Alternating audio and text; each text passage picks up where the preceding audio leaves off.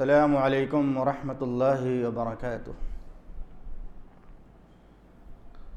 الحمد للہ نحمده ونستعینه ونستغفره ونعوذ باللہ من شرور انفسنا ومن سیئات اعمالنا، من يهده الله فلا مضل له ومن يضلله فلا هادي له، واشهد ان لا اله الا الله وحده لا شريك له، واشهد ان محمدا عبده ورسوله۔ يا ايها الذين آمنوا اتقوا الله حق تقاته ولا تموتن الا وانتم مسلمون۔ يا ايها الناس اتقوا ربكم الذي خلقكم من نفس واحدة وخلق منها زوجها وبث منهما رجالا كثيرا ونساء،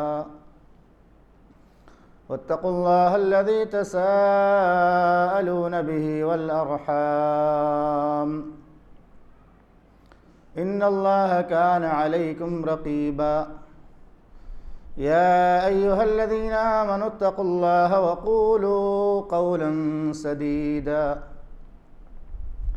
يصلح لكم أعمالكم ويغفر لكم ذنوبكم، ومن يطع الله ورسوله فقد فاز فوزا عظيما۔ أما بعد فإن خير الحديث كتاب الله،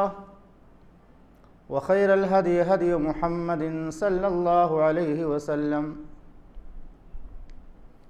وشر الأمور محدثاتها وكل محدثة بدعة وكل بدعة ضلالة وكل ضلالة في النار۔ فقد قال الله تبارك وتعالى في كتابه المجيد والفرقان الحميد: أعوذ بالله من الشيطان الرجيم، بسم الله الرحمن الرحيم۔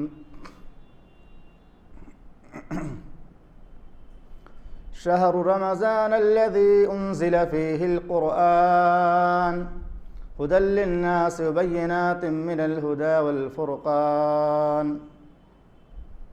وقال تعالى في موضع آخر: يا أيها الذين آمنوا كتب عليكم الصيام كما كتب على الذين من قبلكم لعلكم تتقون۔ وعن ابي هريرة رضي الله تعالى عنه قال: قال رسول الله صلى الله عليه وسلم: من صام رمضان إيمانا واحتسابا غفر له ما تقدم من ذنبه۔ وقال النبي صلى الله عليه وسلم في موضع آخر: من قام رمضان إيمانا واحتسابا غفر له ما تقدم من ذنبه۔ رب اشرح لي صدري ويسر لي أمري واحلل عقدة من لساني يفقهوا قولي، رب زدني علما۔ سبحانك لا علم لنا إلا ما علمتنا إنك أنت العليم الحكيم۔ اللهم آت نفسي تقواها وزكها أنت خير من زكاها أنت وليها ومولاها۔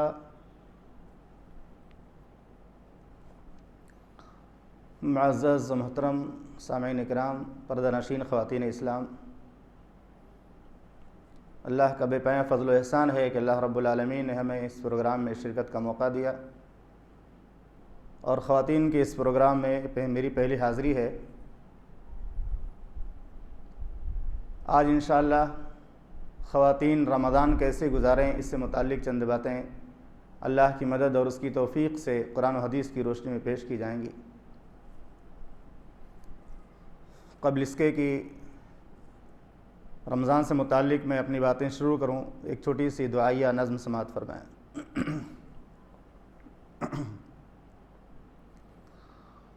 میرے مولا میرے دل کو سجا دے اپنی رحمت سے،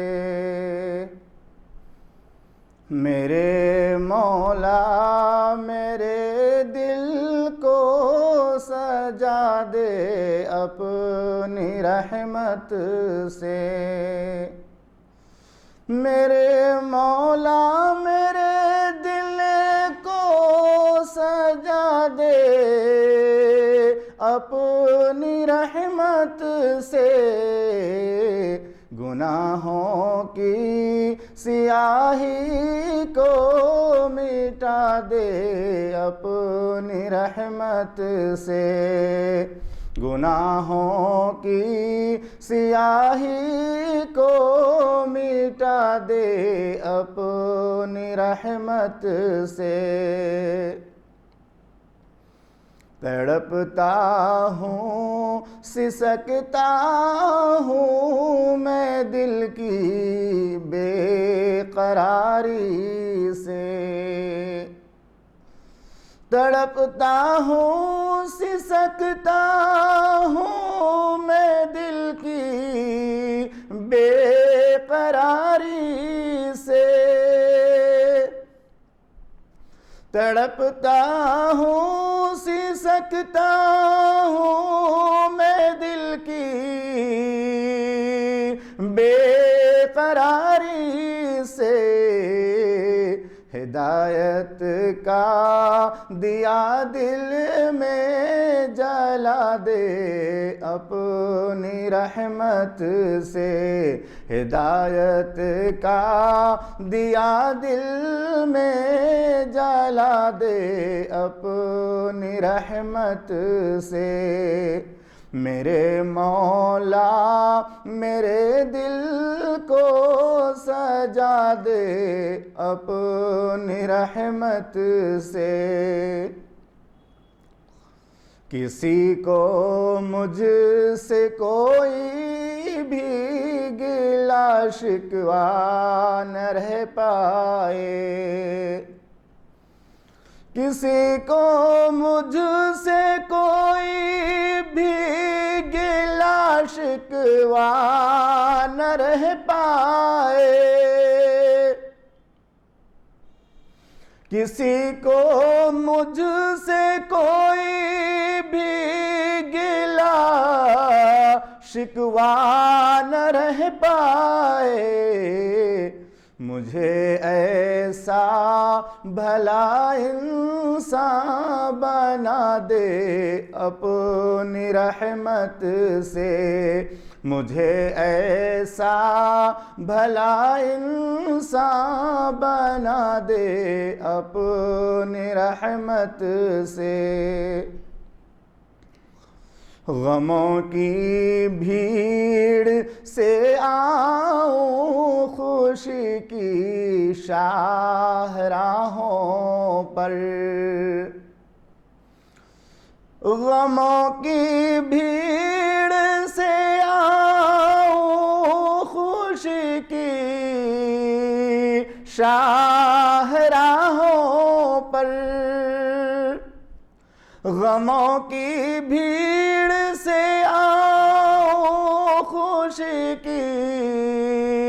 شاہراہوں پر، مسرت کا محل دل میں جلا دے اپنی رحمت سے، مسرت کا محل دل میں جلا دے اپنی رحمت سے، کہاں جاؤں کسے ڈھونڈوں کوئی اپنا نہیں میرا، کہاں جاؤں کسے ڈھونڈوں کوئی اپنا نہیں میرا، کہاں جاؤں کسے ڈھونڈوں کوئی اپنا نہیں میرا، سکون قلب کا نسخہ بتا دے اپنی رحمت سے، سکون قلب کا نسخہ بتا دے اپنی رحمت سے، تیرے دین کی اشاعت میں گزاروں زندگی اپنی، تیرے دین کی اشاعت میں گزاروں زندگی اپنی، مجھے اخلاص کا پیکر بنا دے اپنی رحمت سے، مجھے اخلاص کا پیکر بنا دے اپنی رحمت سے، میری اولاد بھی اسلام پر عامل رہے مولا، میری اولاد بھی اسلام پر عامل رہے مولا، انہیں ایمان کی راہ پر جما دے اپنی رحمت سے، انہیں ایمان کی راہ پر جما دے اپنی رحمت سے، میری دنیا میرے عقبیٰ کا تنہا تو ہی مالک ہے، میری دنیا میرے عقبیٰ کا تنہا تو ہی مالک ہے، میری دنیا میرے عقبیٰ کا تنہا تو ہی مالک ہے، مجھے جنت دے دوزخ سے بچا دے اپنی رحمت سے، مجھے جنت دے دوزخ سے بچا دے اپنی رحمت سے، تیرا بندہ تیرا رفعت کرے بس بندگی تیری، تیرا بندہ تیرا رفعت کرے بس بندگی تیری، مجھے تقویٰ کی راہوں پر چلا دے اپنی رحمت سے، مجھے تقویٰ کی راہوں پر چلا دے اپنی رحمت سے، میرے مولا میرے دل کو سجا دے اپنی رحمت سے، گناہوں کی سیاہی کو مٹا دے اپنی رحمت سے۔ یہ ایک دعائیہ نظم تھی جو میں نے چند دنوں پہلے لکھی تھی، اس کو آپ کے سامنے پیش کیا۔ اللہ تعالیٰ سے دعا ہے رب العالمین اس نظم میں جو دعائیں مانگی گئی ہیں اللہ رب العالمین ہم سب کے حق میں اسے قبول فرما، اور ہم کو صحیح معنوں میں محمد رسول اللہ صلی اللہ علیہ وسلم کے طریقے کے مطابق زندگی گزارنے کی توفیق عطا فرما۔ خواتین رمضان کیسے گزاریں، یہ ایک بہت ہی اہم موضوع ہے، اور رمضان کا جو مہینہ ہے وہ خواتین کے لیے بھی ہے اور مردوں کے لیے بھی ہے، دونوں کے لیے ہے، لیکن کچھ مسائل ایسے ہوتے ہیں، کچھ باتیں ایسی ہوتی ہیں جو خواتین کو بتانا ضروری ہوتی ہیں، انشاءاللہ وہ باتیں بھی آئیں گی، اور رمضان سے متعلق چھوٹے چھوٹے موضوعات یا چھوٹی چھوٹی جو ہے ٹاپک اس میں انشاءاللہ پیش کی جائے گی، یا نکات کی شکل میں چند باتیں پیش کی جائیں گی۔ انشاءاللہ ہم قرآن حدیث کی روشنی میں باتوں کو واضح کرنے کی کوشش کریں گے کہ رمضان کا مہینہ کتنا عظیم ہے، اور رمضان کا مہینہ کیسے گزارنا چاہیے، اور کس طرح سے ہم اپنے لیے رمضان کے مہینے کو نیکیوں کی فصل بہار بنا سکتے ہیں، اور کچھ مسائل کا بھی میں نے انتخاب کیا ہے۔ آخر میں انشاءاللہ کچھ سوالوں کے جواب بھی دوں گا، آخر میں کچھ سوالوں کے جوابات بھی پیش کیے جائیں گے جو خواتین سے متعلق ہوں گے۔ سب سے پہلی چیز یہ ہے کہ رمضان کا مہینہ یہ کتنی فضیلتوں والا مہینہ ہے، کتنی فضیلتوں اور کتنی برکتوں اور رحمتوں والا مہینہ ہے۔ محمد رسول اللہ صلی اللہ علیہ وسلم نے بہت ساری احادیث کے اندر ماہ رمضان کی فضیلت بیان فرمائی ہے۔ ایک روایت ہے سنن ترمذی کے اندر جس کے راوی ابو ہریرہ رضی اللہ تعالیٰ عنہ ہیں، وہ بیان کرتے ہیں کہ محمد رسول اللہ صلی اللہ علیہ وسلم نے ارشاد فرمایا اذا كان اول لیلۃ من شہر رمضان، جب رمضان کی پہلی رات آتی ہے، ماہ رمضان کی جب پہلی رات آتی ہے تو کیا ہوتا ہے، حالات تبدیل ہو جاتے ہیں۔ رمضان کا مہینہ جب شروع ہوتا ہے اور رمضان کا چاند نظر آ جاتا ہے اور رمضان کی پہلی رات شروع ہو جاتی ہے تو وہ گزشتہ مہینوں سے الگ ہوتی ہے، گزشتہ ایام سے وہ ایام الگ ہوتے ہیں۔ اللہ کے نبی صلی اللہ علیہ وسلم نے کیا فرمایا، اذا كان اول لیلۃ من شہر رمضان صفدت الشیاطین، رمضان کا جب مہینہ شروع ہوتا ہے اور رمضان کی پہلی رات آتی ہے، شیاطین قید کر دیے جاتے ہیں۔ ومردت الجن،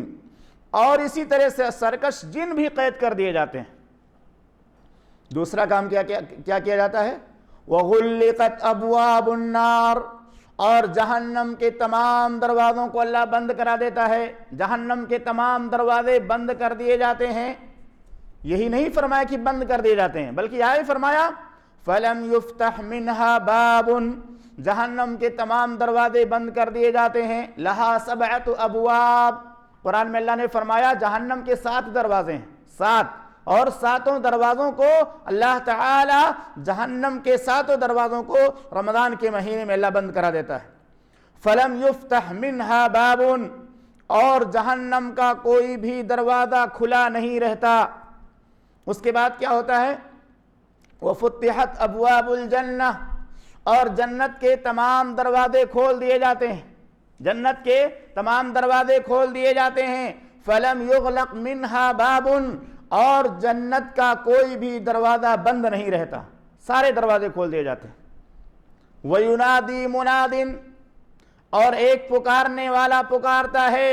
یا باغی الخیر اقبل، اے نیکیوں کے طلبگار آگے آ جاؤ، آگے بڑھو نیکیوں میں آگے بڑھنے کا زمانہ آ گیا۔ وَيَا بَاغِيَ الشَّرِّ اقْصِرْ، اور اے برائیوں کے رسیا لوگو اس مہینے میں برائیوں سے باز آ جاؤ، یہ بڑا رحمت والا، برکتوں والا، بخششوں والا مہینہ ہے۔ وَلِلَّهِ اُتْقَاءُ مِنَ النَّارِ، اور اللہ تعالی رات میں، رمضان کی راتوں میں بہت سارے بندوں کو جہنم سے آزادی عطا کرتا ہے، جو اللہ سے دعا مانگتے ہیں، مغفرت کی دعا مانگتے ہیں، بخشش کی دعا مانگتے ہیں، جہنم سے آزادی کی دعا مانگتے ہیں۔ وَذَلِكَ كُلَّ لَيْلَةٍ، اور یہ رمضان کی ہر رات میں ہوتا ہے۔ ویسے تو اللہ تعالیٰ سال بھر جب بھی بندہ دعا کرے اللہ قبول کرتا ہے۔ اللہ کے نبی صلی اللہ علیہ وسلم نے فرمایا صبح کے وقت اللہ تعالیٰ اپنے ہاتھوں کو پھیلاتا ہے تاکہ رات میں گناہ کرنے والا توبہ کر لے، شام کے وقت بھی اللہ تعالیٰ اپنے ہاتھوں کو پھیلاتا ہے تاکہ دن میں گناہ کرنے والا توبہ کر لے۔ لیکن رمضان میں خصوصیت کے ساتھ اتنے سارے انتظامات اللہ رب العالمین کرتا ہے۔ غور کیجئے ان انتظامات کا اثر ہماری زندگیوں میں کیا ہوتا ہے۔ اللہ رب العالمین رمضان کا مہینہ شروع ہوتے ہی جنوں کو، شرکس جنوں کو اور شیاطین کو قید کر دیتا ہے، ان کو بیڑیاں لگا دی جاتی ہیں، وہ قید کر دیے جاتے ہیں، اور اسی طرح سے جہنم کے تمام دروازے بند کر دیے جاتے ہیں، جنت کے تمام دروازے کھول دیے جاتے ہیں۔ ایسا کیوں ہوتا ہے؟ ایسا اس لیے ہوتا ہے کہ اللہ رب العالمین اپنے جس بندے سے، اللہ رب العالمین اپنے جس بندے سے جتنی زیادہ محبت کرتا ہے، جتنا پیار کرتا ہے، اس کو سب سے زیادہ ہدایت اور ایمان کی دولت سے نوازتا ہے۔ اللہ رب العالمین نے فرمایا اللہ ولی الذین آمنوا، اللہ مومنوں کا دوست ہے، مومنوں سے محبت کرتا ہے۔ یخرجہم من الظلمات الی النور، اللہ تعالیٰ اپنی دوستی کا حق کیا ادا کرتا ہے؟ اللہ رب العالمین نے فرمایا یخرجہم من الظلمات الی النور، اللہ رب العالمین اپنے مومن بندوں کو، اپنے محبوب بندوں کو من الظلمات، ظلمات سے نکالتا ہے، تاریکیوں سے نکالتا ہے اور روشنی کی طرف گامزن کر دیتا ہے۔ والذین کفروا، اولیاؤہم الطاغوت، اور وہ لوگ جنہوں نے کفر کیا،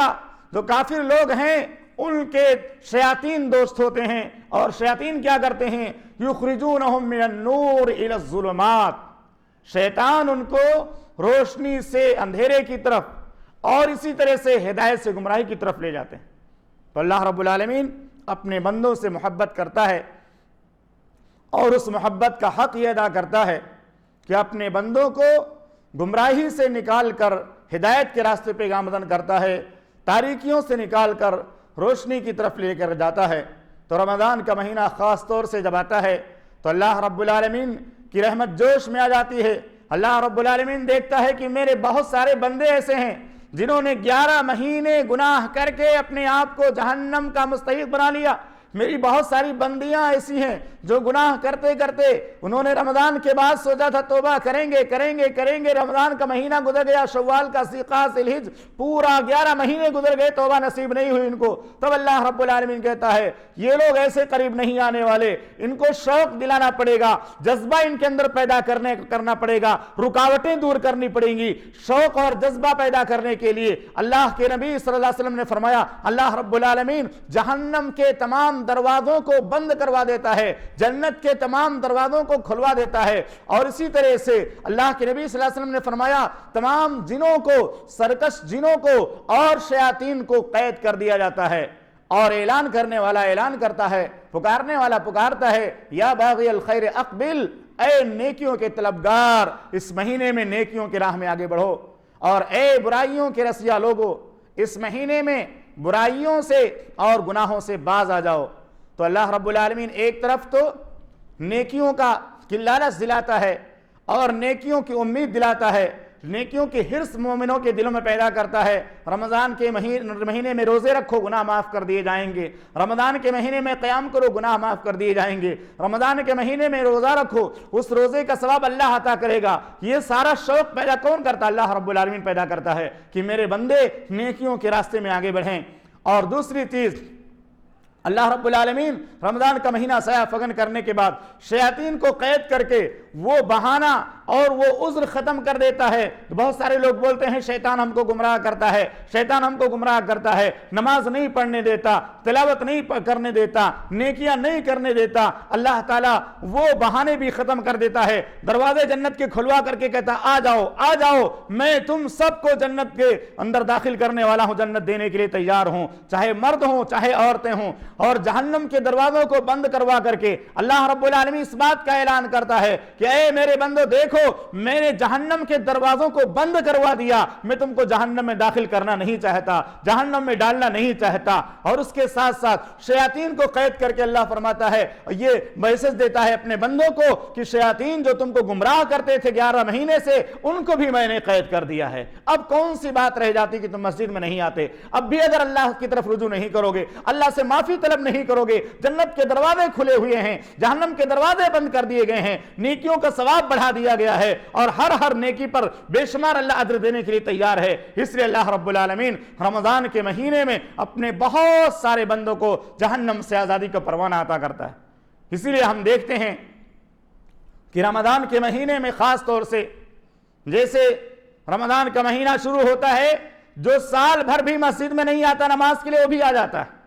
5 وقتہ نمازی جو نہیں ہے وہ بھی آ جاتا ہے، جو صرف جمعہ پڑھتا ہے وہ بھی آ جاتا ہے۔ یہ کیسے آتا ہے؟ اللہ رب العالمین کے انتظامات کی وجہ سے، اللہ رب العالمین کے رحمتوں کی وجہ سے، اللہ کی توفیق کی وجہ کی شیاطین کو اللہ قید کر دیتا ہے، لوگوں کے ذہن و دماغ میں اپنی محبت پیدا کرتا ہے، دین کا جذبہ اللہ تعالیٰ ڈالتا ہے کہ یہ بندے سچے معنوں میں توبہ کر کے ہمیشہ کے لیے نیک بن جائیں۔ لیکن جیسے ہی رمضان کا مہینہ ختم ہو گیا، جن لوگوں نے رمضان سے فائدہ نہیں اٹھایا ہوتا ہے پھر وہ مسجدوں سے باہر چلے جاتے ہیں، شیاطین جیسے کھلتے ہیں اپنی فوج کو لے کر چلے جاتے ہیں۔ تو یہ ایک بہت بڑا المیہ ہے کہ ہر سال رمضان کا مہینہ آتا ہے اور چلا جاتا ہے اور ہم نیک نہیں بن پاتے، جبکہ اللہ رب العالمین نے ارشاد فرمایا یا ایھا الذین آمنوا कुतिब अलैकुमुस्सियाम, اے ایمان والو تم پر روزے فرض کیے گئے جیسا کہ تم سے پہلے امتوں پر فرض کیے گئے تھے، لعلکم تتقون، تاکہ تم متقی بن جاؤ۔ اگر آپ رمضان سے پہلے والے مہینے میں یعنی شعبان کے مہینے میں گنہگار ہیں، آپ کو گناہوں کی عادت ہے، رمضان کا پورا مہینہ اللہ نے آپ کو دیا، رمضان کا مہینہ ختم ہونے کے بعد شوال کا مہینہ آپ کا شعبان کے مہینے کی طرح پھر گزر رہا ہے، جیسے رمضان سے پہلے آپ زندگی گزارتے تھے، پھر شوال میں ویسی زندگی ہو گئی، گویا کہ آپ نے رمضان سے فائدہ نہیں اٹھایا، وہ زندگی میں جو اثر ہوا وہ شیاطین کے قید کرنے کی وجہ سے اثر ہوا کہ اللہ نے شیاطین کو ایک مہینہ قید کر دیا تھا، تو کچھ عبادتیں آپ نے کر لی، کچھ نیکیاں کر لی۔ اب آئیے اگلا پوائنٹ یہ ہے، ماہ رمضان کو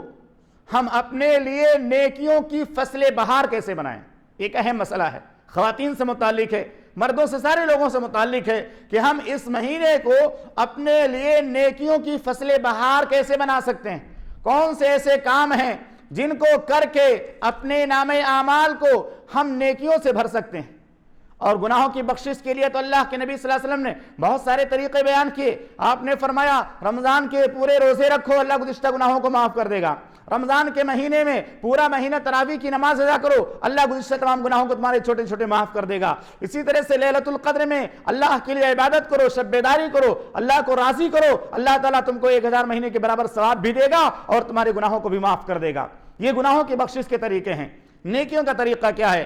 سب سے پہلی چیز، اگر ہم یہ چاہتے ہیں کہ رمضان کا مہینہ ہمارے لیے نیکیوں کی فصل بہار بن جائے تو ہمیں سب سے پہلا کام کیا کرنا ہے معلوم ہے؟ پہلا کام یہ کرنا ہے کہ ہم اپنے عقیدے توحید کو خالص کر لیں، اپنے عقیدے کو درست کر لیں، اپنے ایمان کو درست کر لیں، کیونکہ اللہ رب العالمین نے سورہ زمر کی آیت نمبر 65 میں ارشاد فرمایا وَلَقَدْ أُوحِيَ إِلَيْكَ وَإِلَى الَّذِينَ مِنْ قَبْلِكَ لَئِنْ أَشْرَكْتَ لَيَحْبَطَنَّ عَمَلُكَ وَلَتَكُونَنَّ مِنَ الْخَاسِرِينَ۔ اے ہمارے پیغمبر، آپ کی طرف بھی وحی کی گئی ہے اور آپ سے پہلے پیغمبروں کی طرف بھی اس بات کی وحی کی گئی تھی، لَئِنْ أَشْرَكْتَ لَيَحْبَطَنَّ عَمَلُكَ، اگر آپ نے شرک کیا تو آپ کے اعمال برباد ہو جائیں گے اور آپ خسارہ اٹھانے والوں میں سے ہو جائیں گے۔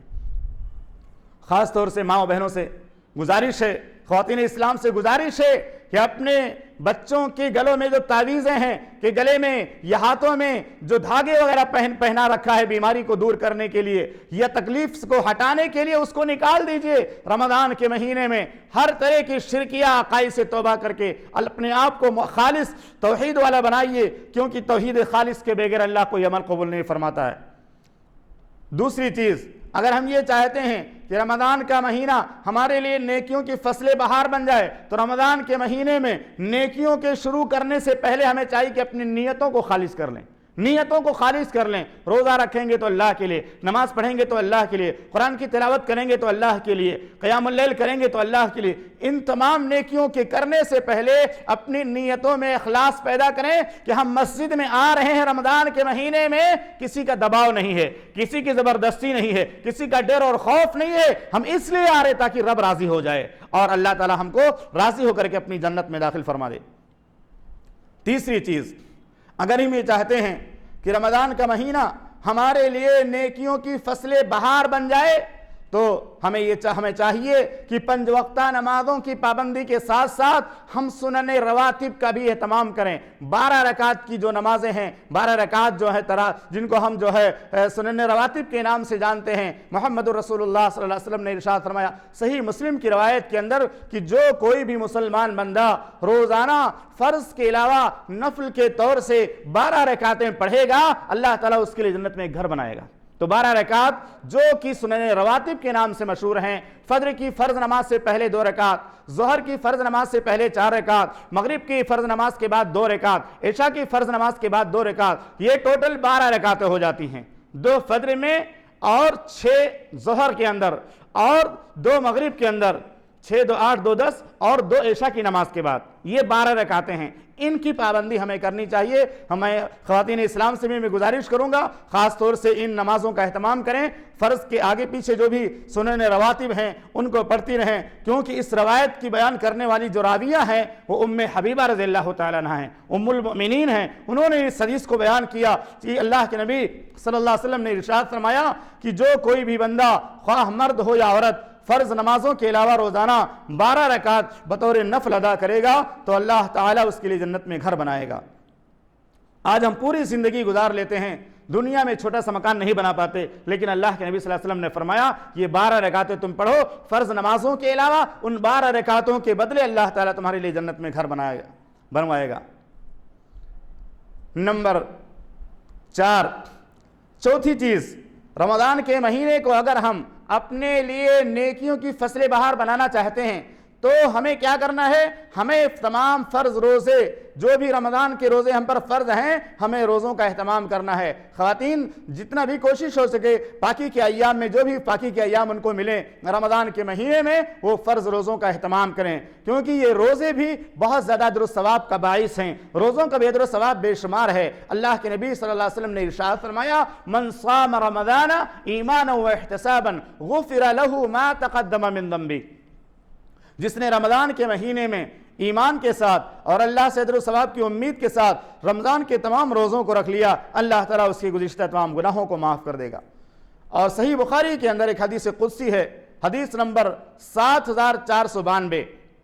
اس حدیث قدسی میں اللہ رب العالمین نے یہاں تک فرمایا الصوم لی وانا اجزی بہ، یہاں تک فرمایا اللہ رب العالمین نے یہ روزہ میرے لیے ہے اور میں ہی اس کا بدلہ دوں گا۔ آپ اندازہ لگائیے کہ روزے کی حالت میں آدمی بھوک اور پیاس کو کیوں برداشت کرتا؟ اللہ کے لیے۔ اپنی خواہشات کو قربان کیوں کرتا؟ اللہ رب العالمین کے لیے۔ اور کافی تکلیفوں کو، پریشانیوں کو برداشت کر کے روزے کو مکمل کیوں کرتا ہے؟ چاہے وہ مرد کرتے ہوں یا ہماری خواتین کرتے ہوں، یہ تمام کی تمام پریشانیاں روزے کی حالت میں جو ہم برداشت کرتے ہیں، اسی لالچ میں برداشت کرتے ہیں کہ اللہ رب العالمین قیامت کے دن ہم کو روزے کا اجر و ثواب عطا فرمائے گا۔ اور یہ باقاعدہ حدیث کے اندر یہ بھی موجود ہے کہ اللہ رب العالمین قیامت کے دن بلائے گا این الصائمون این الصائمون، روزے دار کہاں ہیں؟ روزے دار کہاں ہیں؟ اور قیامت کے دن روزے دار خواتین ہوں یا مرد ہوں یا عورتیں ہوں، ان تمام کے لیے اللہ کے نبی صلی اللہ علیہ وسلم نے فرمایا ایک جنت کا خصوصی دروازہ متعین کیا گیا، خاص کیا گیا روزے داروں کے لیے، جس کو ریان کا نام دیا جاتا ہے، جس کو ریان کہا جاتا ہے۔ اس دروازے میں روزے داروں کے علاوہ کوئی بھی داخل نہیں ہوگا، اور جب روزے دار داخل ہو جائیں گے تو اس دروازے کو بند کر دیا جائے گا، پھر اس کے علاوہ کوئی ان کے علاوہ کوئی اس میں داخل نہیں ہو پائے گا۔ تو یہ فضیلت ہے روزے کی کہ آدمی جب روزہ رکھتا ہے اس کا اجر و ثواب آدمی اس کا اندازہ نہیں لگا سکتا، اس روزے کے اجر و ثواب کا کوئی بھی انسان جو ہے اندازہ کر ہی نہیں سکتا، کیونکہ اللہ رب العالمین نے حدیث قدسی میں ارشاد فرمایا الصوم لی وانا اجزی بہ، روزہ میرے لیے ہے اور میں ہی اس کا بدلہ دوں گا۔ اسی طرح سے ایک شاعر کہتا ہے روزہ ہے میری خاطر، روزہ ہے میری خاطر اور میں ہی جزا دوں گا، روزہ ہے میری خاطر اور میں ہی جزا دوں گا، یہ کہہ کہ خدا نے کی صائم کی پذیرائی۔ اور پانچویں چیز جس کے ذریعہ ہم رمضان کے مہینے کو اپنے لیے نیکیوں کی فصل بہار بنا سکتے ہیں، وہ نیکی کون سی میرے ماں بہنوں خواتین اسلام؟ وہ نیکی ہے رمضان کے مہینے میں تراویح کی پابندی کرنا، تراویح کی پابندی کرنا، قیام اللیل کرنا۔ چاہے آپ اس میں جو ہے قرآن پورا پڑھو یا نہ پڑھو، پورا قرآن سن سکو یا نہ سن سکو، لیکن پورا مہینہ تراویح آپ کو پڑھنا ہے، پورا مہینہ، پورا رمضان آپ کو تراویح ادا کرنا ہے، کیونکہ اللہ کے نبی صلی اللہ علیہ وسلم نے ارشاد فرمایا من قام رمضان ایمانا واحتسابا غفر له ما تقدم من ذنبه، جس کسی شخص نے بھی رمضان کے مہینے میں قیام کیا، پورا رمضان تراویح کا اہتمام کیا ایمان کے ساتھ اور اللہ تعالیٰ سے اجر و ثواب کی امید کرتے ہوئے، غفر له ما تقدم من ذنبه، تو اس کے گزشتہ تمام کے تمام گناہ معاف کر دیے جائیں گے۔ چونکہ یہ خواتین اسلام کا پروگرام ہے، اس لیے تراویح سے متعلق کچھ غلط فہمیوں کو میں پیش کرنا چاہتا ہوں کہ بہت سارے لوگ یہ سوچتے ہیں کہ تراویح کا جو مسئلہ ہے وہ بڑا اہم ہے، اور بہت سارے لوگ یہاں تک یہ اہتمام کرتے ہیں تراویح کا کہ وہ 5 وقتہ نماز نہیں پڑھتے رمضان کے مہینے میں، لیکن تراویح میں حاضر ہو جاتے ہیں۔ میرے بھائیو تراویح پڑھنا چاہیے، اس کا بہت ثواب ہے، لیکن یہ بات غلط ہے کہ 5 وقت کی نماز چھوڑ کر کے آپ تراویح پڑھو، یعنی 5 وقت کی نماز جو فرض ہے وہ نہیں پڑھ رہے ہو آپ، اور تراویح کو فرض سمجھتے ہو۔ کسی چیز کو فرض سمجھنا جو اسلام میں فرض نہیں ہے، یہ بات بھی صحیح نہیں ہے۔ جس چیز کو اللہ کے نبی صلی اللہ علیہ وسلم نے نفل قرار دیا وہ نفل ہے، جس کو سنت کہہ دیا وہ سنت ہے، اور جس کو فرض کہا وہ فرض ہے۔ جس چیز کو اللہ کے نبی صلی اللہ علیہ وسلم نے نفل کہا ہو اس کو فرض قرار دینا بھی غلط ہے۔ اس لیے اگر کوئی شخص یہ سوچتا ہے کہ رمضان کے مہینے میں ہم 2 ہی کام کریں گے، ایک تو روزہ رکھ لیں گے دن بھر بھوک پیاس برداشت کر کے، چاہے گناہوں سے بچیں یا نہ بچیں، اور رات میں جا کے تراویح کی نماز پڑھ لیں گے، تو میرے بھائیوں اگر فرض نماز ادا نہیں کیا تو اللہ کے ہاں اس کو جواب دینا پڑے گا. فرض نمازوں کی ادائیگی ضروری ہے. محمد رسول اللہ صلی اللہ علیہ وسلم نے فرمایا کہ قیامت کے دن بندوں کے اعمال سے متعلق سب سے پہلے جس عمل سے متعلق سوال ہوگا وہ نماز کا سوال ہوگا. اگر نماز کے سوال میں بندہ کامیاب ہو گیا تو آگے اس کے مسائل آسان ہو جائیں گے. تو تراویح سے متعلق کچھ غلط فہمیاں ہیں جسے بیان کرنا ضروری ہے. سب سے پہلی غلط فہمی یہ ہے کہ کیا تراویح کے بغیر روزہ قبول نہیں ہوگا؟ ایسی کوئی بات نہیں. اگر آپ روزے سے ہیں اور کسی وجہ سے آپ نے عشاء کی نماز پڑھ لی، بیماری کی وجہ سے یا پریشانی کی وجہ سے تراویح آپ نے نہیں پڑھی، تو بھی آپ کے روزہ مانا جائے گا، آپ کا روزہ مکمل ہے. وہ شرط نہیں ہے. جیسے نماز کے لیے وضو شرط ہے، اس طرح سے روزے کے لیے جو ہے تراویح شرط نہیں ہے. تراویح ایک نفل عبادت ہے، اس کا ثواب بہت زیادہ ہے، اس کا اہتمام کرنا چاہیے. لیکن اتنا اہتمام نہ ہو کہ فرض کی ادائیگی ہم چھوڑ کر کے صرف تراویح پڑھیں اور روزہ رکھ لیں، اس کے بعد سوچیں کہ ہماری بخشش ہو جائے گی. ایسا نہیں. قیامت کے دن سب سے پہلے فرض نمازوں کے بارے میں حساب ہوگا. تو تراویح کہ بغیر روزہ قبول نہیں ہوتا یا روزہ قبول نہیں ہوگا، یہ بالکل غلط نظریہ ہے. نماز تراویح بلا شبہ رمضان میں بہت فضیلتوں اور نیکیوں والی نماز ہے، لیکن حقیقت میں نماز تراویح سنت موقدہ ہے. فرض نمازوں کی ادائیگی کے ساتھ اس کا بھی اہتمام کرنا چاہیے. لیکن یہ سوچنا کہ روزہ اس کے بغیر قبول نہیں ہوتا ہے، ایسی کوئی بات نہیں ہے. دوسری غلط فہمی یہ ہے کہ نماز تراویح کا مقصد تراویح میں ایک مرتبہ پورا قرآن سن لینا ہے. یہ بہت سارے لوگوں کا نظریہ بنتا جا رہا ہے. خواتین اسلام سے بھی گزارش ہے کہ اس کو سمجھیں، اس مسئلے کو خاص طور سے، کہ مثال کے طور سے کسی مسجد میں امام تراویح کی نماز پڑھا رہا ہے اور اس کی اسپیڈ بہت تیز ہے. اس کی اسپیڈ تیز ہے، روزانہ 2 پارہ 2.5 پارہ پڑھتا ہے. ایسے پڑھتے 18 یا 20 رمضان تک اس کا قرآن مکمل ہو گیا، اس کا قرآن تراویح میں مکمل ہو گیا. تو کچھ لوگ کیا سوچتے ہیں کہ تراویح میں چونکہ قرآن مکمل ہو گیا اس لیے تراویح کی ضرورت نہیں ہے، اب تراویح نہ پڑھو تو بھی چلے گا. تو ایسی بات نہیں ہے. نماز تراویح کا مقصد تراویح میں ایک مرتبہ پورا ختم قرآن سن لینا یہ ضروری نہیں ہے، بلکہ پورے مہینے تراویح کی نماز ادا کرنا چاہیے. پورا مہینہ آپ تراویح کی نماز ادا نہیں کرو گے تب تک آپ کو تراویح کا پورا ثواب نہیں ملنے والا ہے. مثال کے طور سے کسی مسجد کے اندر کوئی حافظ نہیں ہے، اب چند صورتیں وہ تلاوت کرتا ہے تراویح کی نماز میں، پورا قرآن نہیں پڑھ پاتا اور پورا رمضان تراویح ہوتی ہے، تو انشاءاللہ وہ تمام مصلیوں کو پورے رمضان تراویح پڑھنے کا ثواب ملے گا، قیام اللیل کا ثواب مل جائے گا. لیکن اگر کسی مسجد میں کوئی امام صاحب بہت اسپیڈ میں نماز پڑھاتے ہیں اور وہ 10 دن اور 15 دن کے اندر انہوں نے تراویح میں پورا قرآن ختم کر دیا، تو اب لوگوں نے تراویح پڑھنا چھوڑ دیا، سوچتے ہیں تراویح میں قرآن مکمل ہو گیا اس لیے پڑھنے کی ضرورت نہیں. یہ بالکل غلط نظریہ ہے. آپ کو تراویح پڑھنا ہے، چاہے امام اس میں قرآن ختم کر پائے یا نہ کر پائے، آپ کو پورا مہینہ تراویح پڑھنا ہے. یا مثال کے طور سے امام جو ہے 20-25 رمضان کے بعد چھٹی پہ چلا گیا، گھر چلا گیا، اب دوسرا کوئی پڑھا رہا ہے تو بھی قیام اللیل وہ بھی قیام اللیل ہے. 25 رمضان کے بعد 27 رمضان کے بعد عام طور سے امام لوگ چلے جاتے ہیں، تو پھر کوئی دوسرا چھوٹی تراویح پڑھاتا ہے یا اس میں کچھ صورتیں پڑھاتا ہے، تو بھی ہم کو آخری تاریخ تک، چاند کی تاریخ تک ہم کو تراویح مکمل کرنا ہے، تب ہم کو ثواب ملے گا. اگر ہم نے پہلے چھوڑ دیا تو گویا ہم نے پورا مہینہ تراویح نہیں پڑھی. اور جو ثواب اللہ کے نبی صلی اللہ علیہ وسلم نے بیان فرمایا کہ جو کوئی بھی شخص رمضان میں قیام اللیل کا اہتمام کرے گا اس کے گزشتہ تمام گناہ معاف کر دیے جائیں گے، تو یہ پوری فضیلت اس کو حاصل نہیں ہو پائے گی. تیسری غلط فہمی یہ ہے کہ جس نے پورے مہینے میں پورا مہینہ رمضان کا تراویح میں پورا قرآن سن لیا تو اب اس کو الگ سے قرآن کی تلاوت کی ضرورت نہیں. یہ بھی ایک بہت بڑی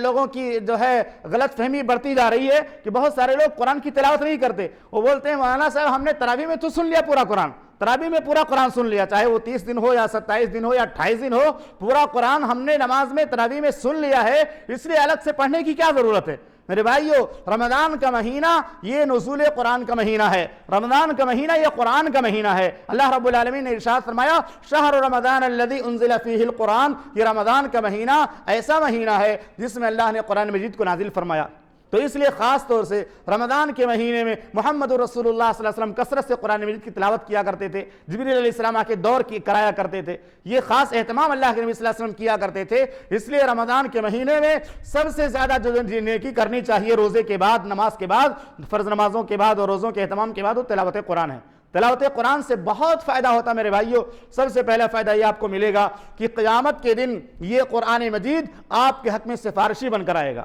سفارش کرے گا کہ اللہ یہ رات کو اپنی نیند قربان کر کے اور اپنی جو ہے جسم کو تھکا کر کے قرآن پڑھا کرتا تھا، اے اللہ میرے سفارش کو اس کے حق میں قبول فرما۔ روزہ بھی سفارش کرے گا، قرآن بھی سفارش کرے گا، اور ان دونوں کی سفارشوں کو محمد رسول اللہ صلی اللہ علیہ وسلم نے فرمایا کہ اللہ تعالیٰ قبول فرمائے گا۔ یہ روزہ جو ہم رکھتے ہیں یہ بھی سفارشی بن کر آئے گا، قرآن مجید کی جو تلاوت کریں گے یہ بھی سفارشی بن کر آئے گا۔ اس لیے کثرت سے ہمیں قرآن مجید کی تلاوت پوری زندگی کرنی چاہیے، اور خاص طور سے رمضان میں زیادہ اہتمام ہمیں کرنا چاہیے کہ کثرت سے ہم قرآن مجید کی تلاوت کریں، کیونکہ یہ ہمارے لیے سفارشی بن کر آئے گا۔ میرے بھائیو، کسی کی قبر میں کوئی رشتہ دار نہیں جاتا، نہ شوہر کی قبر میں بیوی جاتی ہے، نہ بیوی کی قبر میں شوہر جاتا ہے، نہ باپ کی قبر میں بیٹا جاتا ہے، نہ بیٹے کی قبر میں باپ جاتا ہے، نہ بھائی کی قبر میں بھائی جاتا ہے، کوئی بھی کسی کی قبر میں جانے والا نہیں ہے۔ آج ہم ہیں کل نہیں رہیں گے، یہ دنیا کا دستور ہے، یہ چمن یوں ہی رہے گا، اور ہزاروں بلبلیں یہ چمن یوں ہی رہے گا، اور ہزاروں بلبلیں اپنی اپنی بولیاں سب بول کر اٹھ جائیں گی۔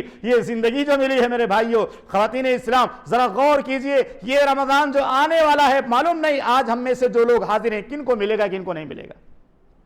ہماری جو بہنیں خواتین اسلام جو حاضر ہیں ان میں سے بھی کتنوں کو ملے گا کہ نہیں ملے گا، ہمارے سامعین جو بیٹھے ہوئے ہیں ان میں سے کتنوں کو ملے گا کتنے کو نہیں، کسی کو بھی پتہ نہیں ہے، کسی کو بھی پتہ نہیں ہے، کیونکہ شاعر کہتا ہے موت سے کس کو رستگاری ہے، موت سے کس کو رستگاری ہے، آج اس کی تو کل ہماری باری ہے۔ اور میں خاص طور سے موت سے متعلق کی بات واضح کر دوں کہ آج کے دور میں قیامت کی نشانی عام ہوتی جا رہی ہے کہ قریب جب قیامت قریب ہو جائے گی تو کثرت اموات ہوگی، بہت زیادہ لوگوں کی موتیں ہوں گی۔ اور آج دیکھیے خاص طور سے اٹیک کا جو معاملہ ہے، ہارٹ اٹیک کا، ابھی کچھ دنوں پہلے گاؤں کے واقعہ ہے کہ ایک آدمی اچھا خاصا بیٹھا تھا اور اٹیک ہوا، انتقال کر گیا، 50 سے کم عمر کا رہا ہوگا، 40-50 کے درمیان کا، اچھا خاصا تندرست موٹا تازہ انسان، اور چلا گیا دنیا سے۔ تو خاص طور سے اٹیک کا معاملہ بہت زیادہ ہو رہا ہے۔ اور دوسرا چیز ایکسیڈنٹ کا معاملہ بھی بہت زیادہ ہو رہا ہے۔ گاڑیاں لوگ اسپیڈ میں چلاتے ہیں، گاڑیوں کی کوئی تعداد نہیں، جدھر سے دیکھو گاڑی آ رہی ہے جا رہی ہے، اور آدمی تیز رفتاری میں چلتا ہے اور کسی نہ کسی گاڑی کے نیچے آ گیا، ٹکرا گئی، انسان تھوڑی دیر سے دنیا میں تھوڑی دیر میں دنیا سے چلا جاتا ہے۔ تو یہ دو حادثات اتنے زیادہ ہو رہے ہیں، اٹیک کے جو معاملات ہوتے ہیں یا ایکسیڈنٹ کے جو معاملات ہوتے ہیں اتنے زیادہ ہو رہے ہیں کہ آپ حیران ہو جائیں گے، پریشان ہو جائیں گے کہ ایک مہینے میں کتنے لوگ دنیا سے اس طرح چلے جاتے ہیں۔ اچھا خاصا آدمی، تندرست آدمی، جوان آدمی، کم عمر آدمی، ان دونوں کی چپیٹ میں آ کر کے وہ دنیا سے رخصت ہو جاتا ہے۔ اس لیے آنے کی تو ایک ترتیب ہوتی ہے کہ پہلے دادا آتا ہے، پھر اس کے بعد باپ آتا ہے، پھر اس کے بعد جو ہے بیٹا، پھر پوتا، یہ ترتیب ہوتی ہے، لیکن جانے کی کوئی ترتیب نہیں، جانے کی کوئی بھی ترتیب نہیں کہ پوتا بعد میں آیا تو بعد میں جائے گا، بیٹا بعد میں آیا تو بعد میں جائے گا، یا دادا پہلے آئے تو پہلے جائیں گے، ایسی کوئی ترتیب نہیں ہوتی ہے۔ یہ اسی طرح سے خواتین کے اندر بھی اگر کوئی دادی ہے یا نانی ہے تو اسے ضروری نہیں کہ دادی نانی پہلے جائیں گے اس کے بعد جو ہے بچیاں جائیں گے، ایسا نہیں ہوتا ہے، اس کی کوئی ترتیب نہیں ہوتی۔ آنے کی ترتیب ہے لیکن جانے کی کوئی ترتیب نہیں ہے۔ اس لیے ہمیں رمضان کا مہینہ اللہ سے مانگنا چاہیے کہ اللہ رمضان کا مہینہ ہم کو نصیب فرما۔ اور گزشتہ رمضان میں کتنے ہمارے احباب تھے، کتنے ہماری مائیں بہنیں اور خواتین تھیں جو ہمارے جو ہے اس گاؤں میں ہماری آبادی میں موجود تھی، لیکن آج وہ موجود نہیں ہے، آج وہ قبر کی جو ہے کوٹری میں جا کر جو ہے زندگی ان کی برزخی زندگی گزر رہی ہے۔ تو اس لیے ہمیں اور آپ کو چاہیے کہ رمضان کا مہینہ اللہ رب العالمین سے مانگیں اور دعا کریں کہ اللہ رمضان کا آنے والا رمضان کا مہینہ ہم سب کو نصیب فرما دے۔ اور اسی طرح سے اگر ہم یہ چاہتے ہیں کہ رمضان کا مہینہ ہمارے لیے نیکیوں کی فصل بہار بن جائے تو ہمیں چاہیے کہ ہم اس مہینے میں لوگوں کو روزہ افطار کرائیں۔ خاص طور سے خواتین سے متعلق یہ بہت اہم مسئلہ ہے کہ روزہ افطاری کا جب انتظام آپ کریں تو پاس پڑوس میں بھیج دیا کریں، پاس پڑوس میں بھیج دیا کریں، خاص طور سے وہ ان گھروں میں جہاں بیوہ عورتیں ہیں، یتیم بچے ہیں، جن کے ہاں کھانے پینے کا کوئی انتظام نہیں ہوتا، جو اپنے منہ سے اپنی ضرورت کو بیان نہیں کر سکتے، کسی سے کہہ نہیں سکتے، ان کے گھروں میں خاموشی کے ساتھ افطار کا انتظام کر دیں۔ جب بھی آپ کو افطاری کا انتظام کریں تو اپنے پاس پڑوس کے جو ہے رہنے والے جو بھی مسلمان ہیں ان کے گھروں میں بھی، اور خاص طور سے جو لوگ مسکین ہیں یا فقیر ہیں یا بیوہ عورتیں ہیں ان کے لیے انتظام کریں، کیونکہ محمد رسول اللہ صلی اللہ علیہ وسلم نے تو ایک عام روزے دار کے افطار کرانے کا ثواب بیان کیا۔ اللہ کے نبی صلی اللہ علیہ وسلم نے فرمایا، زید بن خالد جہنی سے روایت ہے، وہ کہتے ہیں رسول اللہ صلی اللہ علیہ وسلم نے فرمایا جس نے کسی روزہ دار کو افطار کرایا تو اسے بھی روزہ دار کے برابر ثواب ملے گا اور روزہ دار کے ثواب سے کوئی کمی نہیں کی جائے گی۔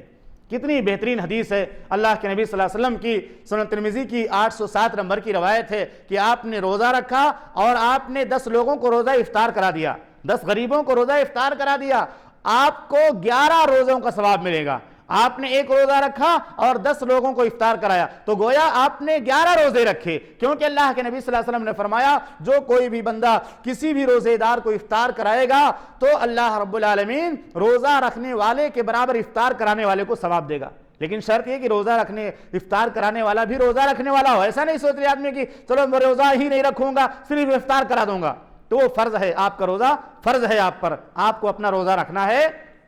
اس کے ساتھ ساتھ افطار کرانا ہے۔ اور خاص طور سے بیوہ عورتوں اور یتیم بچوں کا لحاظ ہمیں اس مہینے میں خاص طور سے کرنا چاہیے، کیونکہ یہ رحمت کا مہینہ ہے اور اللہ رب العالمین کی رحمتوں کی برکھا برستی ہے روزے داروں پر اور تمام مسلمانوں پر۔ نمبر 7،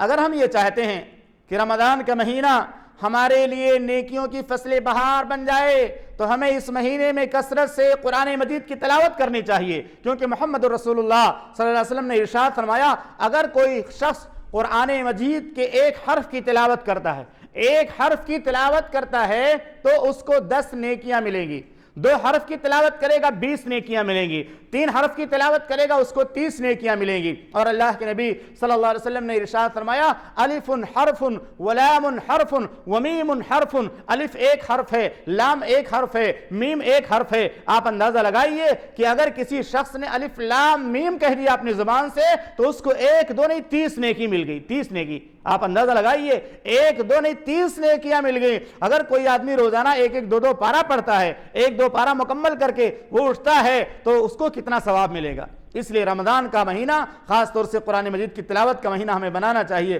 اور کثرت سے قرآن مجید کی ہمیں تلاوت کرنی چاہیے، اور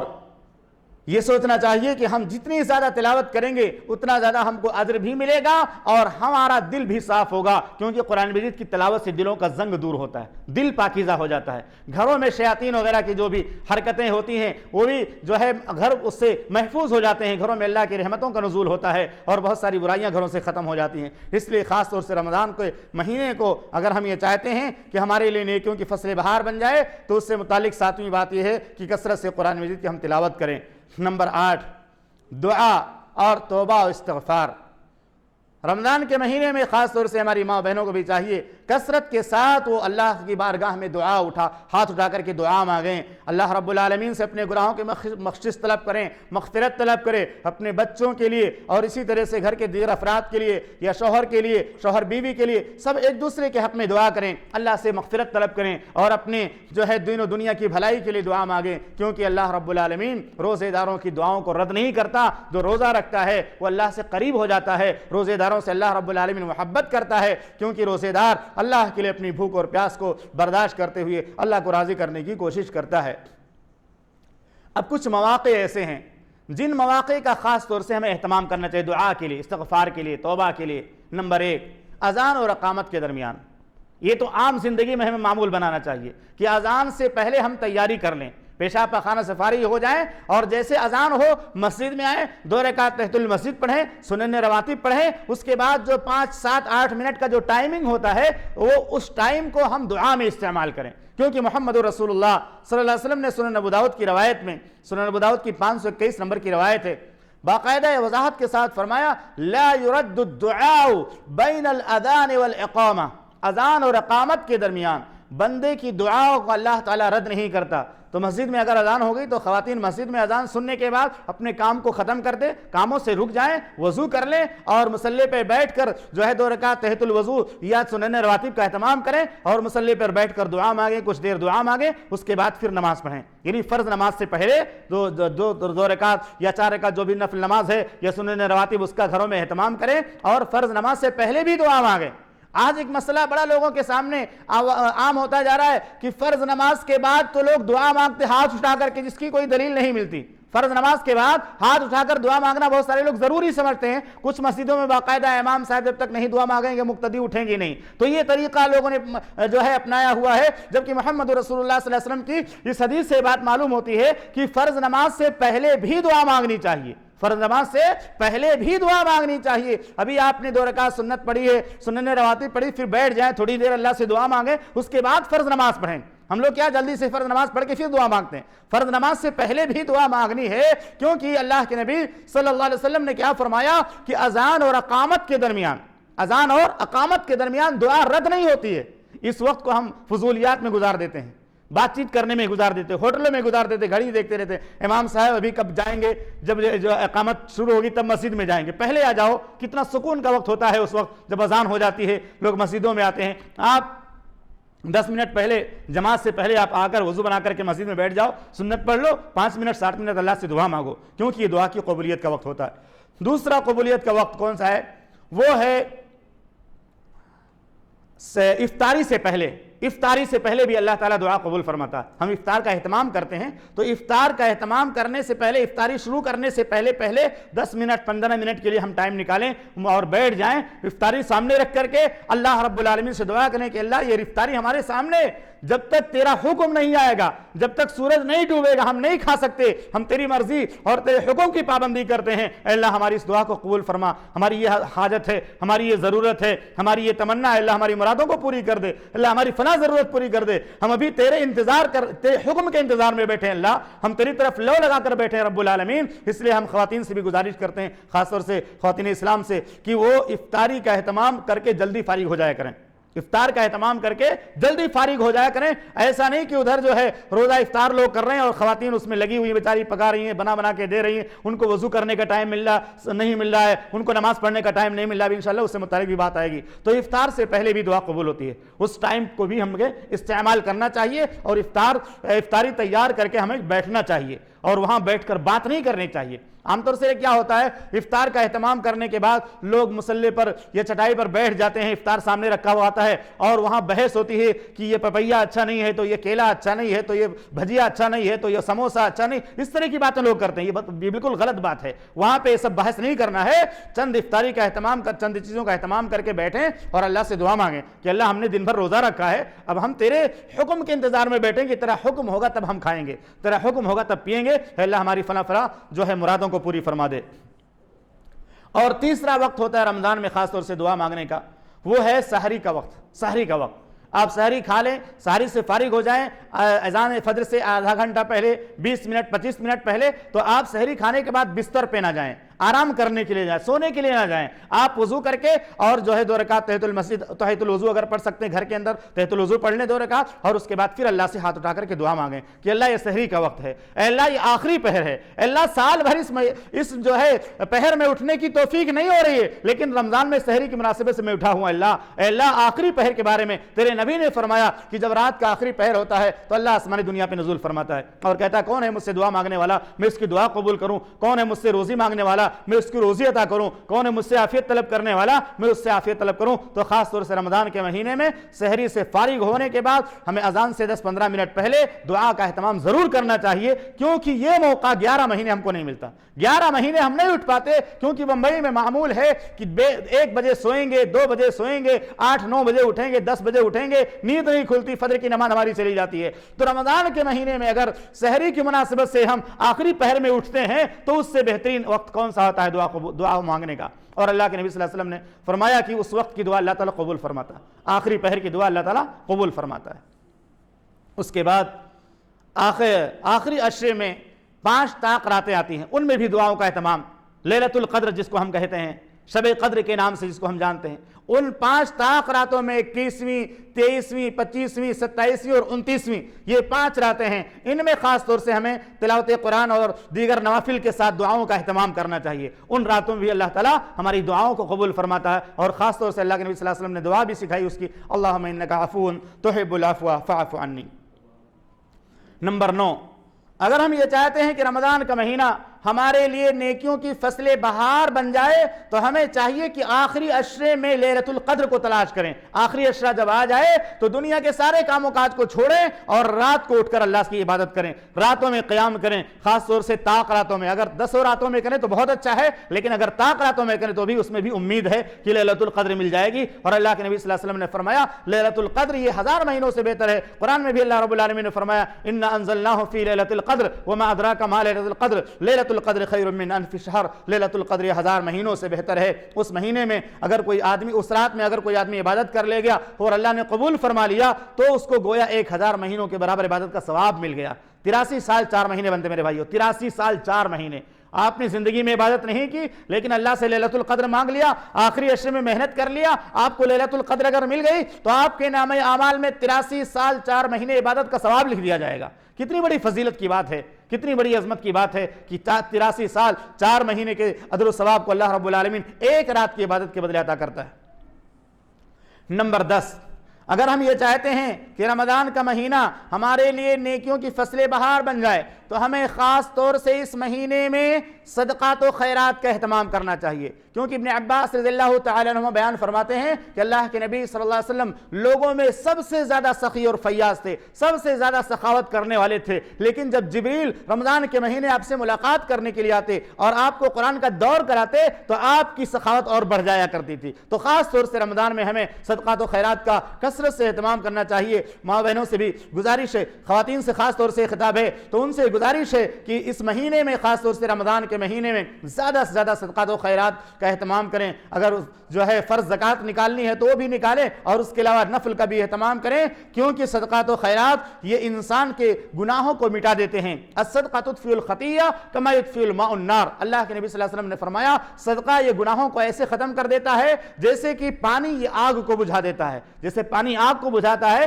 اسی طرح صدقہ یہ گناہوں کو مٹا دیتا ہے۔ اور ایک روایت میں اللہ کے نبی صلی اللہ علیہ وسلم نے فرمایا داؤ مرضاکم بالصدقہ، اپنے مریضوں کا علاج صدقہ سے کیا کرو، صدقہ خیرات کرو گے تو بچے بیمار نہیں ہوں گے، گھر میں بیماری نہیں آئے گی، آفت نہیں آئے گی، پریشانی نہیں آئے گی۔ تو داؤ مرضاکم بالصدقہ بھی اللہ کے نبی صلی اللہ علیہ وسلم نے فرمایا کہ صدقہ کرنے سے بیماری دور ہو جاتی ہے، انسان صحت یاب ہو جاتا ہے۔ اسی طرح اللہ کے نبی صلی اللہ علیہ وسلم نے فرمایا روزانہ ابن آدم جب صبح کرتا ہے، جب روزانہ ابن آدم صبح کرتا ہے تو آسمان سے 2 فرشتے اترتے ہیں۔ ایک فرشتہ کہتا ہے اللہم آت منفقا خلفا، اے اللہ تو خرچ کرنے والے کے مال کو بڑھا دے۔ ایک کیا کہتا ہے؟ دعا کرتا ہے اے اللہ خرچ کرنے والے کے مال کو بڑھا دے۔ اور دوسرا کہتا ہے اللہم آت ممسکا تلفا، کہ اللہ رب العالمین جو خرچ نہیں کرتا جمع کر کے رکھتا ہے، کنجوسی کرتا اس کے مال کو برباد کر دے۔ یہ فرشتے دعا کرتے ہیں خرچ کرنے والے کے حق میں،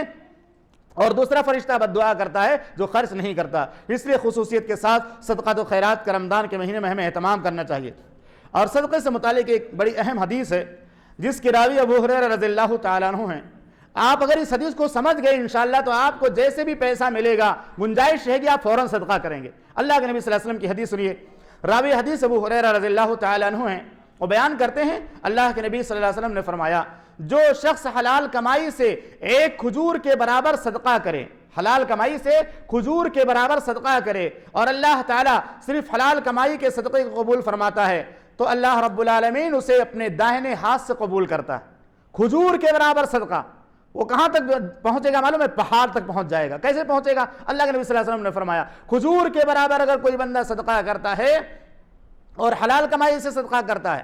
تو اللہ تعالیٰ اس کو اپنے داہنے ہاتھ سے قبول فرماتا ہے، پھر صدقہ کرنے والے کے فائدے کے لیے اس میں بڑھوتری کرتا رہتا ہے، اس میں بڑھاتا رہتا ہے، اضافہ کرتا رہتا ہے، یہاں تک کہ جیسے کوئی شخص کسی جانور کے بچے کو پالتا ہے، جیسے کوئی بکری ہے، بکری کا بچہ آپ نے پالا، 1 سے 2 ہو گئے، 2 سے 4 ہو گئے، 4 سے 8 ہو گئے، 8 سے 15 ہو گئے، تو ایسے بڑھتا جاتا ہے وہ بچہ جو ہے آپ نے پال لیا تو اس کی نسل چلنے لگتی ہے اور وہ سلسلہ بڑھتا جاتا ہے۔ اسی طرح محمد رسول اللہ صلی اللہ علیہ وسلم نے فرمایا جب کوئی بھی بندہ کسی کھجور کے برابر صدقہ کرتا حلال کمائی سے تو اللہ تعالیٰ اپنے داہنے ہاتھ سے قبول کرتا ہے اور اس کو بڑھاتا رہتا ہے، بڑھاتا رہتا ہے، جیسے کوئی اپنے جانور کے بچے کو پال پوس کر بڑا کرتا ہے، وہ بہت زیادہ ہو جاتا ہے، یہاں تک کہ اس کا صدقہ پہاڑ کے برابر پہنچ جاتا ہے۔ اللہ اکبر، اس کے صدقے کی جو ہے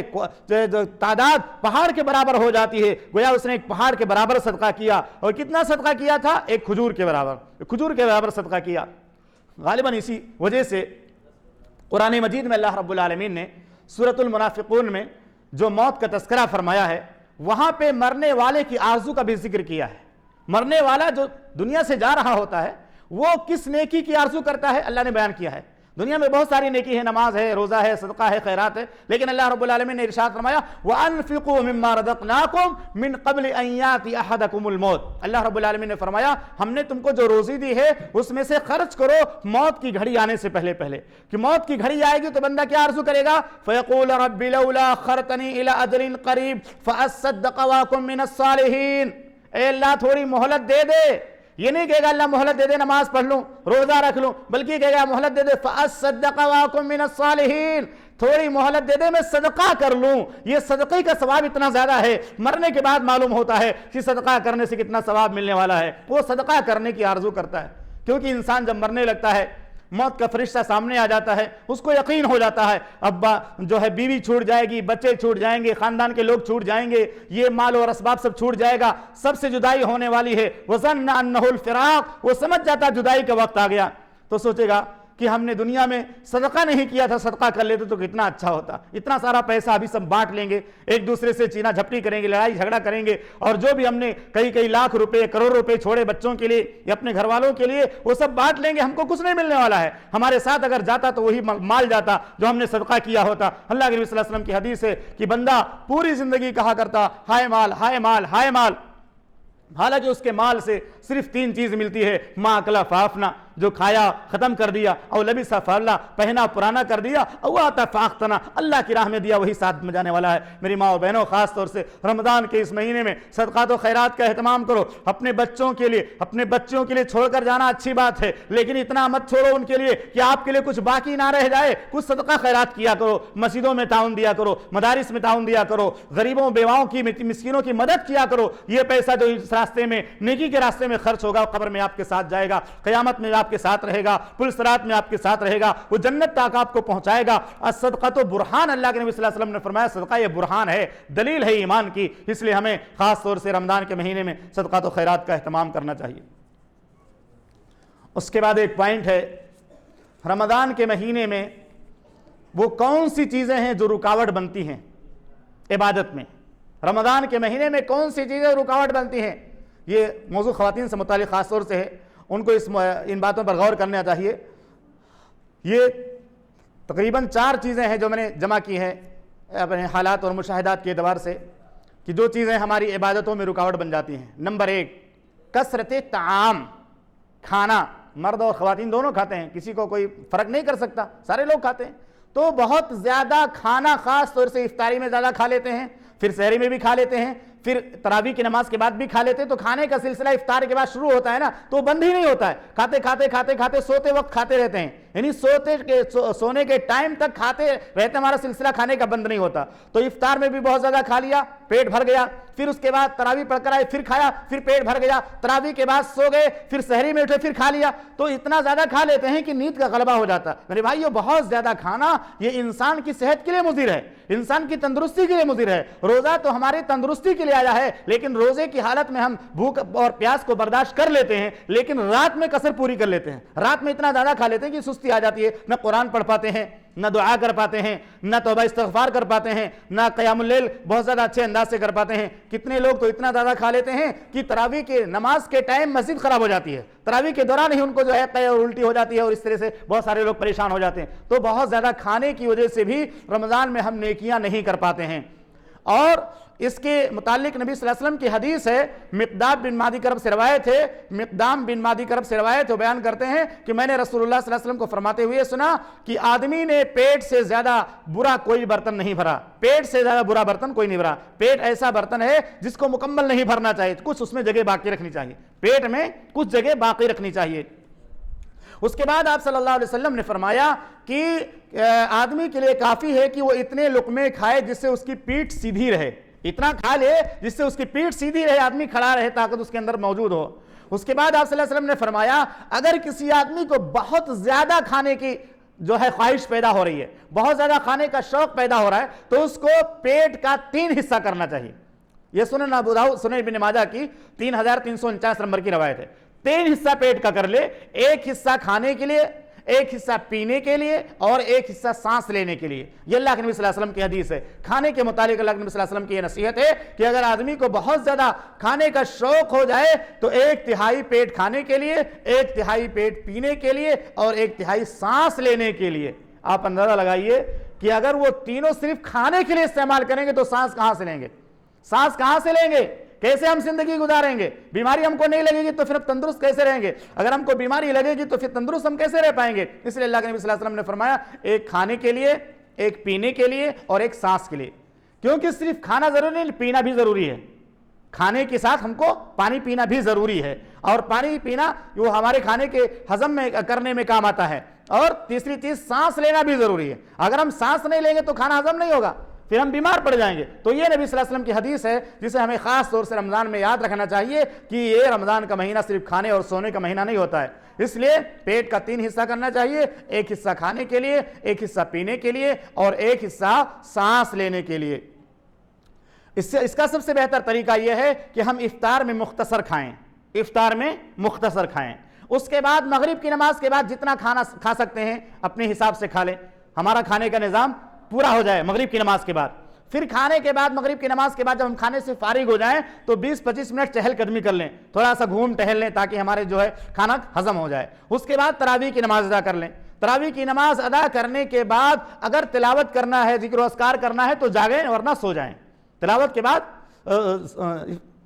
یعنی عشاء کی نماز کے بعد اور تراویح کے بعد اگر ہمیں عبادت کی ضرورت ہے, شوق ہے, تلاوت وغیرہ کا شوق ہے تو ہم جاگیں ورنہ ہم سو جائیں. جلدی سو جائیں گے تو جلدی اٹھیں گے, اور جلدی اٹھیں گے تو وہاں پہ اللہ کو یاد کر سکتے ہیں. تو یہ مشورہ ہے کہ افطار مختصر کریں, مغرب کی نماز کے بعد کھانے سے فارغ ہو کر کچھ دیر چہل قدمی کر لیں, اور نماز عشاء اور تراویح سے فراغت کے بعد اگر ذکر و اذکار اور تلاوت وغیرہ کریں تو بہتر ہے, ورنہ نماز عشاء اور تراویح کے فوراً بعد سو جائیں تاکہ جلدی سحری کے لیے اٹھیں اور الارم لگا کر کے سوئیں. نمبر 2, رمضان کی نیکیوں میں جو دوسری بڑی رکاوٹ ہے وہ ہے بہت زیادہ سونا. میرے بھائیو, رمضان کا مہینہ سونے کے لیے نہیں ہوتا ہے کہ آپ فجر کی نماز پڑھے سو گئے, ظہر تک سوتے رہے, پھر ظہر کے بعد تھوڑا سا جاگے کچھ دیر قرآن پڑھے, پھر سو گئے, پھر عصر تک سوتے رہے, پھر عصر کے بعد افطار میں چلے گئے, پھر مغرب کے بعد سو گئے, تراویح کی نماز تک سوتے رہے. تو یہ سونے کا مہینہ نہیں ہے میرے بھائیو, سونے کا مہینہ نہیں بلکہ اللہ کو خوش کرنے کا مہینہ ہے, اللہ کو راضی کرنے کا مہینہ. آپ پورا سال دنیا کے کاموں کے لیے نہیں سوتے ہو, پورا سال آپ دنیا کے کاموں کے لیے نہیں سوتے ہو, کم سے کم سوتے ہو, ڈبل ڈیوٹی کرتے ہو. تو رمضان کا مہینہ کم سے کم جنت کے لیے تو کم سو, جنت حاصل کرنا اس لیے کم سو, جہنم سے اپنے آپ کو آزادی دلانا اس لیے کم سو, زیادہ سے زیادہ اللہ تعالیٰ کی عبادت کرو. اور اللہ رب العالمین نے اپنے بندوں کے بارے میں فرمایا کہ وبالاسحار هم یستغفرون. اللہ کے بندوں کا معمول یہ ہوتا ہے کہ وہ رات میں جلدی سو جاتے ہیں, رات میں جلدی سو جاتے ہیں اور پھر آخری پہر میں جلدی اٹھ جاتے ہیں. وبالاسحار هم یستغفرون, آخری پہر میں اٹھ کر اللہ تعالیٰ کی عبادت کرتے ہیں, نرم گرم بستروں کو چھوڑ کر اللہ کی مغفرت طلب کرتے ہیں. تو زیادہ سونا بھی یہ ہمارے لیے رمضان کی عبادتوں میں بہت بڑی رکاوٹ ہے. نمبر 3, سوشل میڈیا میں بہت زیادہ مشغول ہونا. رمضان کا مہینہ آ گیا, نیکی کرنا ہے, عبادت کرنی ہے, قرآن کی تلاوت کرنی ہے, اب آدمی موبائل میں فیس بک میں بزی ہے, واٹس ایپ میں بزی ہے, میسج پہ میسج دیکھ رہا ہے, خبروں پہ خبریں دیکھ رہا ہے. تو یہ بھی ہمارا وقت ضائع کرنے والا, موبائل بھی ہمارے وقت کو برباد کرتا ہے. کم سے کم موبائل سے تعلق رکھیں, قرآن سے جڑیں. اور بہت سارے لوگ موبائل میں قرآن کی تلاوت کرتے ہیں, ٹھیک ہے منع نہیں ہے, لیکن قرآن پڑھ کر جب تلاوت کریں گے تو اور اچھا لگے گا. قرآن پکڑ کر جب تلاوت کریں گے تو اس کی تاثیر کچھ اور ہوتی ہے. موبائل میں اثر پیدا نہیں ہوتا میرے بھائیو, کیونکہ اللہ کا جو کلام مصحف ہے اس کی عظمت ہمارے دل میں پائی جاتی ہے, موبائل کی وہ عظمت ہمارے دل میں نہیں پائی جاتی. اس میں ہر طرح کی چیزیں موجود ہیں, اس لیے ہمیں خاص طور سے مصحف لے کر کے قرآن پڑھنا چاہیے, قرآن مجید کی تلاوت کرنی چاہیے. نمبر 4, رمضان کے مہینے میں عبادتوں میں چوتھی رکاوٹ کیا ہے؟ یہ سوچ کر نماز شروع کرنا کہ جب تک شیاطین قید ہیں جب تک نماز پڑھیں گے, شیطان کھل جائیں گے تو نماز چھوڑ دیں گے. جب تک شیاطین قید ہیں تب تک نماز جاری رہے گی, شیاطین کھلیں گے تو پھر رمضان کے بعد نماز بھی ہماری بند ہو جائے گی. یہ سوچ کر عبادت نہیں کرنا چاہیے, کیونکہ محمد رسول اللہ صلی اللہ علیہ وسلم نے ارشاد فرمایا کہ جس طرح سے کیونکہ اللہ کے نبی صلی اللہ علیہ وسلم نے فرمایا انما الاعمال بالنیات, جس طرح آپ صلی اللہ علیہ وسلم نے فرمایا انما الاعمال بالنیات, اعمال کا دار و مدار نیتوں پر ہے, اسی طرح آپ نے فرمایا الاعمال بخواتیمها یا انما الاعمال بالخواتیم, اعمال کا دار و مدار خاتمے پر بھی ہے. آپ نے نیکی شروع کی, آپ جو 4 مہینہ نیکی کر رہے ہیں, 5 مہینہ 6 مہینہ نیکی کر کے اس کے بعد آپ جو گنہگار ہو گئے, آپ اس کے بعد فاسق و فاجر بن گئے, آپ کا عقیدہ خراب ہو گیا اور اسی حالت میں آپ کی وفات ہو گئی, تو آپ کی پہلی نیکی آپ کو کام نہیں دیں گی, پہلی نیکی آپ کے کام نہیں آئیں گی. صحیح مسلم کی روایت ہے, اللہ کے نبی صلی اللہ علیہ وسلم نے فرمایا ان الرجل لیعمل الزمن الطویل بعمل اہل الجنہ,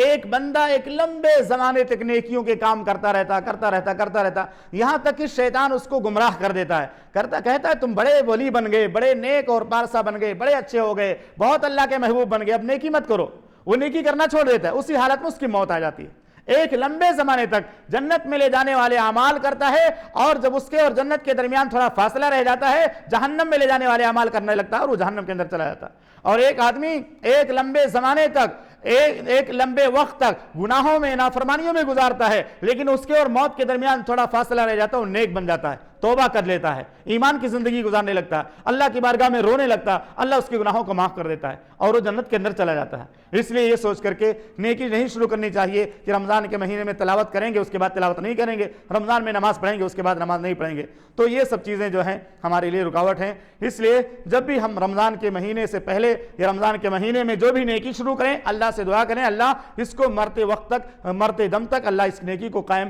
رکھنے کی توفیق عطا فرما، اللہ اس نیکی پر قائم رہنے کی تم کو مرتے وقت تک توفیق عطا فرما، پوری زندگی ہم اس نیکی کو کرتے رہیں۔ اسی طرح سے ایک مسئلہ ہے افطار سے متعلق۔ افطار سے متعلق مسئلہ یہ ہے کہ آج رمضان کا مہینہ جب شروع ہونے والا ہے تو ہمیں روزوں کی فکر کم ہے، افطاری کی فکر زیادہ ہے۔ افطاری کا پیسہ کہاں سے آئے گا اور کتنا آئٹم بنائیں گے، عورتیں کیا کیا پکائیں گی افطار میں، تو یہ ساری چیزیں ہمارے ذہن میں ابھی سے گھوم رہی ہیں، یہ پکائیں گے یہ پکائیں گے یہ پکائیں گے، تو اس پر ہمیں توجہ دینے کی ضرورت ہے کہ یہ رمضان کا مہینہ یہ صرف افطار کے لیے نہیں ہے، صرف کھانے کے لیے نہیں ہے، بلکہ روزہ رکھنے کے لیے۔ روزہ ہم کو رکھنا ہے، اس کی حفاظت کرنا ہے، روزے کی حالت میں گناہوں سے اپنے آپ کو بچانا، جھوٹ سے اپنے آپ کو بچانا، غیبت سے اپنے آپ کو بچانا ہے۔ تو رمضان کا مہینہ خاص طور سے جو آتا ہے تو اس میں عورتوں پر اس اعتبار سے ظلم ہوتا ہے، خواتین پر، کہ ان کو افطار میں اتنا مشغول کر دیا جاتا ہے، بیچاریوں کو افطار میں اتنا بزی کر دیا جاتا ہے کہ وہ صحیح سے روزہ نہیں کھول پاتی، صحیح سے توبہ استغفار نہیں کر پاتی، نماز پڑھنے کی ان کو صحیح سے توفیق نہیں ملتی۔ اس لیے خاص طور سے خواتین سے گزارش ہے کہ اس میں تھوڑا کنٹرول کریں اور گھر میں لوگوں کو سمجھائیں کہ افطار کا جو معاملہ ہے یہ ایک روزہ افطار کا ایک سنت ہے، روزہ افطار کرنا، اور یہ روزے کا رمضان کا مقصد نہیں ہے کہ ہم افطاری کے اہتمام میں پورا وقت گزار دیں اور صرف افطار کے آئٹم پر ہم توجہ دیتے رہیں۔ اللہ کے نبی صلی اللہ علیہ وسلم کی سنت یہ ہے کہ ہم جو ہے افطار کرنے سے پہلے بسم اللہ پڑھیں اور افطار کرنے کے بعد دعا پڑھیں، ذهب الظمأ وابتلت العروق وثبت الاجر انشاءاللہ۔ اس کے بعد چند سوالات ہیں خواتین سے متعلق، کچھ سوالات میں پیش کروں گا انشاءاللہ، اور اس سے پہلے بچوں کی تربیت سے متعلق ایک مسئلہ ہے کہ خواتین خاص طور سے اپنے بچوں کی تربیت رمضان میں کر سکتی ہیں، اور اس کا بہتر طریقہ یہ ہوتا ہے کہ ہم بچوں کے لیے رمضان میں مسابقات کا اہتمام کریں، رمضان میں بچوں کے لیے مسابقات کا اہتمام کریں۔ اگر کوئی تنظیم ہے، محلے کی کوئی کمیٹی ہے تو وہ کرے تو بہتر ہے، اور اگر وہ نہیں کرتے اور باپ نہیں کرتا تو ماں کر سکتی ہے۔ ماں اپنے شوہر کو اس پر ابھارے کہ بچوں کے لیے تربیت کے لیے کچھ انعامات کا اہتمام کرو، ان کے لیے مسابقہ کرایا جائے گا۔ وہ مسابقہ کیسے ہوگا؟ نمبر 1، بچوں کو ایمان سے متعلق، عقیدے سے متعلق، اسلامی آداب سے متعلق کچھ پمفلیٹ دیے جائیں، کچھ کتابیں دی جائیں، اور یہ کہا جائے کہ پورا مہینہ جو سب سے اچھا یاد کر کے سنائے گا، رمضان کا مہینہ گزرنے کے بعد پورا مہینہ رمضان کو یاد کرنا ہے اور رمضان کے بعد سنانا ہے، سب سے اچھا جو نمبر جس کا آئے گا، سب سے زیادہ سوال جو سنائے گا اس کو یہ انعام دیا جائے گا۔ اسی طرح سے جو بچہ یا بچی پورا رمضان جو ہے 5 وقتہ نمازوں کی محافظت کرنے کے ساتھ سنن رواتب کا بھی اہتمام کرے گا اور پورا رمضان اہتمام کرے گا، ناغہ نہیں کرے گا اور اس کے اندر جو ہے غفلت نہیں کرے گا، اس کو بھی انعام دیا جائے گا۔ اسی طرح سے جو بچہ یا بچی گھر کا جو بچہ یا بچی جو سب سے زیادہ روزہ رکھے گی یا جو بچہ روزہ رکھے گا اس کو بھی جو ہے انعام دیا جائے گا۔ اسی طرح سے پورے رمضان میں اپنے گھر کا جو بھی بچہ سب سے زیادہ قرآن مجید کی تلاوت کرے گا، سب سے زیادہ قرآن کی تلاوت کو مکمل کرے گا، اس کو بھی انعام دیا جائے گا، چاہے وہ بچہ ہو یا بچی ہو۔ یہ شوق پیدا کریں بچوں کے اندر۔ اسی طرح سے رمضان کے آخری عشرے میں طاق راتوں میں جو 5 طاق رات میں سب سے زیادہ محنت کرے گا، سب سے زیادہ عبادت کرے گا، اللہ کا ذکر کرے گا، اس کو بھی خصوصیت کے ساتھ انعام دیا جائے گا۔ اسی طرح سے جو بچہ یا بچی رمضان کے مہینے میں پورا رمضان اپنے والدین کے ساتھ اخلاق کے ساتھ گزارے گا، محبت کے ساتھ گزارے گا، جس بچے یا بچی کی سب سے کم شکایت آئے گی اس کو بھی انعام دیا جائے گا۔ جس بچے نے ضد کم کی، والدین کو پریشان کم کیا، والدین کے ساتھ ہٹ درمی نہیں کیا، تو ایسی جو ہے اخلاق اپنانے والے بچے کو انعام دیا جائے تاکہ ان کے اندر شوق پیدا ہو۔ اسی طرح سے مسنون دعائیں وغیرہ جو بھی صبح شام کی دعائیں ہیں، اذکار ہیں، وہ بھی یاد کرانے کا اہتمام کرایا جائے اور یہ کہا جائے کہ رمضان کے مہینے میں یاد کرو، رمضان کے مہینے کے بعد ہم دعائیں سنیں گے، جو سب سے زیادہ دعائیں سنائے گا اس کو بھی انعام دیا جائے گا۔ تو یہ بچوں کی تربیت سے متعلق ہے۔ یہ اللہ تعالیٰ سے دعا کہ اللہ تعالیٰ ہم سب کو اپنے بچوں کی صحیح تربیت کی توفیق عطا فرما۔ ایک سوال یہ ہے، روزے کی حالت میں کھانا چکھنا کیسا ہے؟ جیسے خواتین روزہ افطار وغیرہ کا اہتمام کرتی ہیں، کھانا وغیرہ بناتی ہیں اور گھر میں کوئی دوسرا ہے نہیں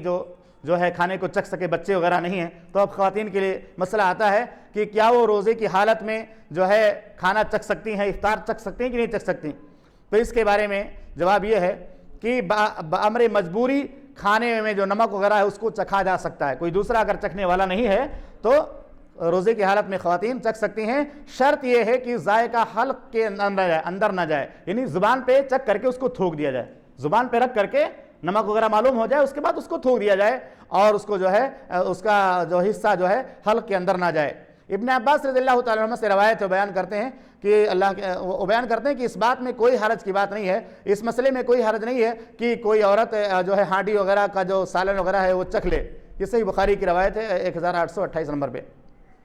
تو روزہ دار اگر ہانڈی یا کوئی اور چیز چکھ لے تو کوئی حرج کی بات نہیں ہے، شرط یہ ہے کہ وہ حلق کے نیچے نہ جائے، وہ تھوک دیا کرے چکھنے کے بعد۔ دوسرا مسئلہ ہے روزے کی حالت میں انجیکشن لگوانا۔ روزے کی حالت میں انجیکشن دو طرح کا ہوتا ہے، ایک طاقت کے لیے ہوتا ہے اور ایک درد کے لیے ہوتا ہے، درد یا بیماری کے لیے۔ اگر طاقت کے لیے ہے جس سے بدن کو طاقت ملتی ہے تو اس انجیکشن کا لگوانا روزے کی حالت میں جائز نہیں ہے، وہ لگوائیں گے تو گلوکوز چڑھوانے جیسا ہو جاتا ہے، پھر انسان کا روزہ فاسد ہو جائے گا۔ لیکن اگر کوئی درد اور تکلیف کے جیسے انجیکشن لگایا جا رہا ہے، اس سے بدن کو طاقت نہیں مل رہی ہے، تو اس میں کوئی حرج کی بات نہیں ہے۔ نمبر 3، تیسرا مسئلہ یہ ہے کہ اگر شوہر فرض روزوں سے منع کرے، رمضان کا مہینہ آ گیا اور شوہر کہتا ہے روزہ نہ رکھو، رمضان کے مہینے میں روزہ نہ رکھو، تو ایسی صورت میں شوہر کی بات مانی جائے گی کہ نہیں مانی جائے گی؟ تو اس سوال کے جواب میں عرض یہ ہے کہ شوہر رمضان کے روزوں سے منع نہیں کر سکتا، اسی طرح سے قضا روزوں سے منع نہیں کر سکتا۔ اگر عورت کا روزہ چھوٹا ہوا اور قضا کرنا چاہتی ہے تو اس سے اجازت لے کر کے وہ قضا کرے اور شوہر اس کو منع نہ کرے، کیونکہ قضا روزہ بھی ضروری ہوتا ہے، روزے کی قضا کرنا بھی ضروری ہوتا ہے۔ تو روزے کی قضا کرنے میں شوہر منع نہیں کر سکتا، ہاں مشورہ دے سکتا ہے کہ کچھ اور ایام میں رکھو یا دوسرے ایام میں جب میں باہر رہتا ہوں اس ایسی صورت میں رکھو جب میں باہر رہتا ہوں، گھر میں نہیں رہتا ہوں، تو وہ مشورہ دے سکتا ہے لیکن منع نہیں کر سکتا۔ کیونکہ جو روزے سے متعلق حدیث ہے وہ نفل روزوں سے متعلق ہے کہ کوئی عورت جو ہے اپنے شوہر کی اجازت کے بغیر نفلی روزہ نہ رکھے۔ نفلی روزہ جیسے کہ 13، 14، 15 تاریخ کا روزہ ہے، سوموار جمعرات کا روزہ ہے، یا اسی طرح شعبان کے نفلی روزے ہیں، تو یہ روزے اگر عورت رکھتی ہے تو اس کو اپنے شوہر سے اجازت طلب کرنی چاہیے۔ اگر کسی عورت نے شوہر کی اجازت کے بغیر نفلی روزہ رکھا اور شوہر کو دن میں اس کی ضرورت محسوس ہوئی تو اس کے لیے اس کے روزے کو توڑ دینا جائز ہے۔ جس عورت نے روزہ رکھ لیا اور شوہر کو اس کی ضرورت ہے جس کی وجہ سے اس کا روزہ ٹوٹ جائے گا تو شوہر کی فرما برداری وہ کرے گی، اور شوہر کو چاہیے کہ اس کو اس طرح کے مواقع پہ جو برداشت کرے اس کو روزہ رکھنے دے۔ لیکن اگر اس کو ضرورت محسوس ہوتی ہے اور وہ اس کے لیے جو ہے اس کو وہ رخصت نہیں دے سکتا ہے تو پھر عورت کے لیے بہتر نہیں ہوگا کہ وہ اپنے روزے کو مکمل کرے، اس کو چاہے کہ روزہ توڑ دے، کیونکہ وہ نفل روزہ ہے، فرض روزہ نہیں ہے، اس سے عورت کو گناہ نہیں ملے گا، کیونکہ اللہ کے نبی صلی اللہ علیہ وسلم نے فرمایا کوئی بھی عورت نفلی روزہ شوہر کی اجازت کے بغیر نہ رکھے، کیونکہ شوہر کو ضرورت ہوتی ہے دن کے اندر بھی رات کے اندر بھی۔ اسی طرح سے ایک مسئلہ یہ ہے کہ عورت اگر فجر کی نماز کے بعد پاک ہو جائے، فجر کی نماز پڑھ لیا اس نے، ابھی وہ ناپاکی کی حالت میں ہے اور فجر کی نماز سے فراغت کے بعد وہ پاک ہو جائے تو کیا کھانے پینے اور دیگر چیزوں سے دن بھر رکے گی یا اس کا روزہ مانا جائے گا کہ نہیں مانا جائے گا؟ یعنی اس نے سحری کھائی اس وقت وہ ناپاک تھی، نماز فجر کا ٹائم آیا اس وقت وہ ناپاک تھی، لیکن نماز فجر کا وقت جو ہے ختم ہونے کے بعد یہ نماز فجر سے لوگ فارغ ہو گئے، اس کے بعد جو ہے اس کو وہ معاملہ آیا، وہ پاک ہو گئی، فجر کی نماز کے فوراً بعد وہ پاک ہو گئی، تو کیا کھانے پینے اور دیگر چیزوں سے رکی رہے گی؟ تو اس سوال کے جواب میں عرض یہ ہے کہ اگر فجر کی نماز کے بعد وہ پاک ہو رہی ہے تو وہ کھانا پینا شروع کر دے گی، وہ کھانے پینے سے رکے گی نہیں، کیونکہ فجر کی نماز سے پہلے سحری کے وقت اگر پاک ہوتی تو اس کا روزہ شروع ہوتا تھا، کیونکہ فجر کی نماز ہو گئی تو اب سورج جو ہے طلوع فجر ہونے کے بعد روزہ شروع ہو گیا، تو روزہ جب شروع ہو گیا اس وقت تو پاک ہو رہی ہے، جب روزہ شروع ہوا تھا اس وقت ناپاک تھی، وہ جب روزہ اسٹارٹ کیا تھا تو ناپاک تھی، لیکن وہ فجر کی نماز کے بعد پاک ہو رہی ہے، تو ایسی صورت میں اس کے لیے بھوکا پیاسا رہنا یہ ضروری نہیں، اس کو کھانا پینا چاہیے، کیونکہ اس دن کا روزہ نہیں مانا جائے گا۔ سحری کے وقت اگر پاک ہوتی تو روزہ مانا جاتا، وہ فجر کی نماز کے بعد پاک ہو رہی ہے، اس کا روزہ نہیں مانا جائے گا۔ اسی طرح سے کیا حائضہ اور نفاس والی عورتیں رمضان المبارک کے مہینے میں دن کے وقت کھا پی سکتی ہیں؟ ایک مسئلہ یہ بھی ہے، تو اس سوال کے جواب میں عرض ہے کہ ہاں، حیض اور نفاس والی عورتیں رمضان کے مہینے میں دن کے وقت کھا پی سکتی ہیں، البتہ بہتر یہ ہے کہ اگر بچے وغیرہ ہوں تو چھپ کر کھانا چاہیے تاکہ بچوں پر اثر نہ پڑے، چھپ کر کے اور ایسے انداز سے کھائیں تاکہ بچوں کو معلوم نہ ہو۔ تو مفتی نے یہ لکھا ہے کہ اگر گھر میں بچے ہوں تو چھپ کر کھائیں تاکہ بچوں کے ذہن میں کوئی اشکال پیدا نہ ہو۔ نمبر 6، چھٹا مسئلہ یہ ہے کہ حائضہ یا نفاس والی عورت اگر عصر کے وقت پاک ہو تو کیا اسے عصر کے ساتھ ظہر کی نماز پڑھنا ہوگی یا صرف عصر کی نماز؟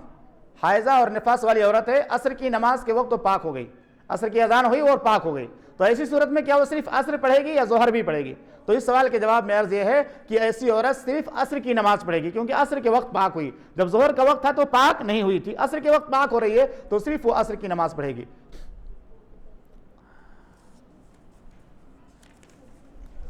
نمبر 7، حاملہ عورت کو اگر رمضان کے مہینے میں دن کے وقت خون آ جائے تو کیا اس کا روزہ متاثر ہوگا؟ ایک عورت حمل سے ہے اور حمل کی حالت میں اگر وہ رمضان کے مہینے میں دن کے وقت اس کو خون آتا ہے تو اس سوال کے جواب میں عرض یہ ہے کہ ایسی صورت میں جو حیض آتا ہے یا حمل کے دوران جو حیض آتا ہے وہ یہ ہے کہ جب اس کو حمل قرار پاتا ہو اور اس کا حیض بند نہ ہو، یہ حمل کی حالت میں مسلسل اس کا جو ہے خون جاری ہو تو اس کو حیض مانا جائے گا، لیکن اگر وہ خون اس کا بند ہو گیا تھا اور بعد میں آ رہا ہے پھر اس کو وہ ہے حیض کا خون نہیں مانا جائے گا، وہ اپنے روزے کو مکمل کرے گی۔ اسی طرح سے حائضہ نفاس والی عورت کے لیے ضرورت کے وقت طالبہ یا معلمہ کے ہونے کی صورت میں زبانی قرآن مجید کی تلاوت کرنے کا کیا حکم ہے؟ کوئی حیض یا نفاس کی حالت میں عورت ہے، وہ قرآن مجید کی تلاوت کرنا چاہتی ہے تو ایسی صورت میں اس کی تلاوت کے بارے میں اختلاف ہے، لیکن شیخ الاسلام ابن تیمیہ رحمہ اللہ فرماتے ہیں کہ ناپاکی کی حالت میں عورت کو نبی کریم صلی اللہ علیہ وسلم نے تلاوت سے منع نہیں کیا ہے، اس لیے وہ زبانی طور سے قرآن کی تلاوت کر سکتی ہے۔ ہاں، وہ مصحف کو نہیں چھو سکتی ہے، زبانی طور سے قرآن مجید کی تلاوت کر سکتی ہے، اس میں کوئی حرج کی بات نہیں ہے۔ اسی طرح ایک مسئلہ یہ ہے، کیا حائضہ عورت کے لیے طہر کے بعد کپڑے تبدیل کرنا ضروری ہے بھلے ہی اس میں ناپاکی خون وغیرہ کی نجاست وغیرہ نہ لگی ہو؟ تو اس سوال کے جواب میں یہ ہے کہ کپڑے وغیرہ بدلنا ضروری نہیں ہے، جسے آدمی ناپاکی کی حالت میں ہے اور اس کے کپڑے میں کوئی چیز نہیں لگی ہے تو وہ غسل کرنے کے بعد اس کپڑے کو پہن سکتی ہے، اس میں حرج کی بات نہیں ہے۔ کپڑا ناپاک جہاں تک ہوتا ہے جہاں تک وہ ناپاکی لگی ہوتی ہے، کیونکہ اللہ کے نبی صلی اللہ علیہ وسلم نے عورتوں کو حکم دیا کہ جب کپڑے میں خون لگ جائے تو اسے دھو لیں اور اس میں وہ نماز پڑھ سکتی ہیں۔ تو یہ چند مسائل تھے خواتین سے متعلق۔ اسی طرح ایک سوال یہ ہے کہ اگر کوئی عورت ہے اور حائضہ عورت ہے اور فجر سے پہلے وہ پاک ہو گئی اور فجر کے بعد غسل کیا اور نماز بھی پڑھ لی تو کیا اس دن کا روزہ اس کا مکمل ہوگا یا اس پر روزے کی قضا واجب ہے؟ تو اس سوال کے جواب میں عرض یہ ہے کہ اگر طلوع فجر سے 1 منٹ پہلے بھی یعنی سحری کے وقت اگر وہ پاک ہو گئی ہے تو اب اس کو روزہ رکھنا چاہیے، کیونکہ سحری کے وقت سے روزہ شروع ہو جاتا ہے اور اس دن کا روزہ اس پر واجب ہوگا اور وہ روزہ صحیح شمار ہوگا، اس کی قضا واجب نہیں ہوگی کیونکہ اس نے طہر کی حالت میں روزہ رکھا ہے۔ اگرچہ غسل بعد میں کیا، غسل بعد میں کرنے سے کوئی حرج کی بات نہیں، کیونکہ اللہ کے نبی صلی اللہ علیہ وسلم بسا اوقات ایسا ہوتا تھا کہ فجر کی نماز کا وقت ہو جاتا تھا اور آپ طلوع فجر کے بعد جو ہے غسل کیا کرتے تھے اور آپ روزہ مکمل کرتے تھے۔ تو ایسی صورت میں اگر وہ سحری کے وقت پاک ہو گئی ہے اور غسل بعد میں کیا ہے تو اس کا روزہ مانا جائے گا۔ تو یہ چند باتیں تھیں۔ اللہ رب العالمین سے دعا ہے کہ رب العالمین ہم کو صحیح معنوں میں محمد رسول اللہ صلی اللہ علیہ وسلم کے طریقے کے مطابق زندگی گزارنے کی توفیق عطا فرما۔ رب العالمین ہم کو رمضان کے روزوں کا احترام کرنے کی توفیق عطا فرما، جن شرطوں کے ساتھ روزے فرض ہیں رب العالمین ان شرطوں کے ساتھ ہمیں روزوں کو مکمل کرنے کی توفیق عطا فرما۔ جو بھی پروگرام میں شریک ہوئے ہماری خواتین اسلام مائیں اور بہنیں یا جو بھی احباب ہیں، رب العالمین تو سب کو رمضان کا مہینہ نصیب فرما اور اس کا احترام کرنے کی توفیق عطا فرما اور ہم سب کو ایمان کے ساتھ موت نصیب فرما، آمین۔ وصلی اللہ علیہ نبی الکریم۔ السلام علیکم ورحمۃ اللہ وبرکاتہ۔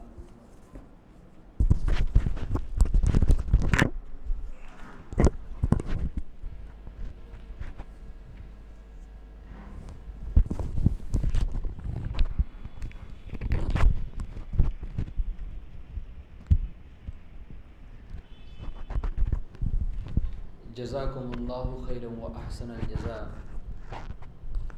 خواتین اسلام رمضان المبارک کا مہینہ کیسے گزاریں، اس موضوع پر آپ تمامی خواتین اسلام نے بڑے ہی اچھے انداز میں فضیلت الشیخ ابو البیان رفعت سلفی حفظہ اللہ کے زبانی آپ نے سماعت فرمائی۔ رب العالمین سے ہم دعا کرتے ہیں کہ پروردگارہ شیخ محترم کی باتوں پر ہم سب کو عمل کرنے کی توفیق عطا فرما، آمین تقبل یا رب العالمین۔ میں شیخ کا بھی شکر گزار ہوں کہ شیخ نے ہم سب کو اپنا قیمتی وقت دے کر کے شکریہ کا موقع عنایت فرمایا۔ اب اس کے بعد انشاءاللہ اپنے وقت پر اذان ہوگا، تب تک جو خاتون گھر جانا چاہتی ہیں وہ جا سکتی ہیں، باقی جو خواتین مغرب کی نماز پڑھ کر کے جانا چاہتی ہیں وہ مغرب کی نماز پڑھ کر کے جائیں۔ اور رمضان المبارک کا مہینہ قریب ہے، الحمدللہ ہر سال کی طرح اس سال بھی خواتین کے لیے تراویح کی نماز کا اہتمام رہے گا۔ آپ تراویح کی نماز ادا کرنے کے لیے آپ اپنی اس مسجد کے اندر آ سکتی ہیں۔ انہی باتوں کے ساتھ میں تمامی خواتین کا بھی شکر گزار ہوں کہ آپ نے اس پروگرام میں آئے اور اللہ اور اس کے رسول کی باتیں سنی۔ میں امید یہ کرتا ہوں کہ آپ تمامی خواتین جو بھی باتیں سنی ہیں ان باتوں پر انشاءاللہ عمل کریں گی اور رمضان مبارک کے مہینے کو ویسے ہی گزاریں گی جیسے کہ حضرات صحابیات رضوان اللہ علیہن اجمعین جیسے گزارا کرتی تھی۔ رب العالمین سے ہم دعا کرتے ہیں کہ پروردگارہ جو مہینہ ہم سب کے اوپر سایہ فگن ہونے والا ہے، پروردگارہ اس کی برکتوں سے، اس کی رحمتوں سے ہم سب کو نواز دے، آمین تقبل یا رب العالمین۔ السلام علیکم ورحمۃ اللہ وبرکاتہ۔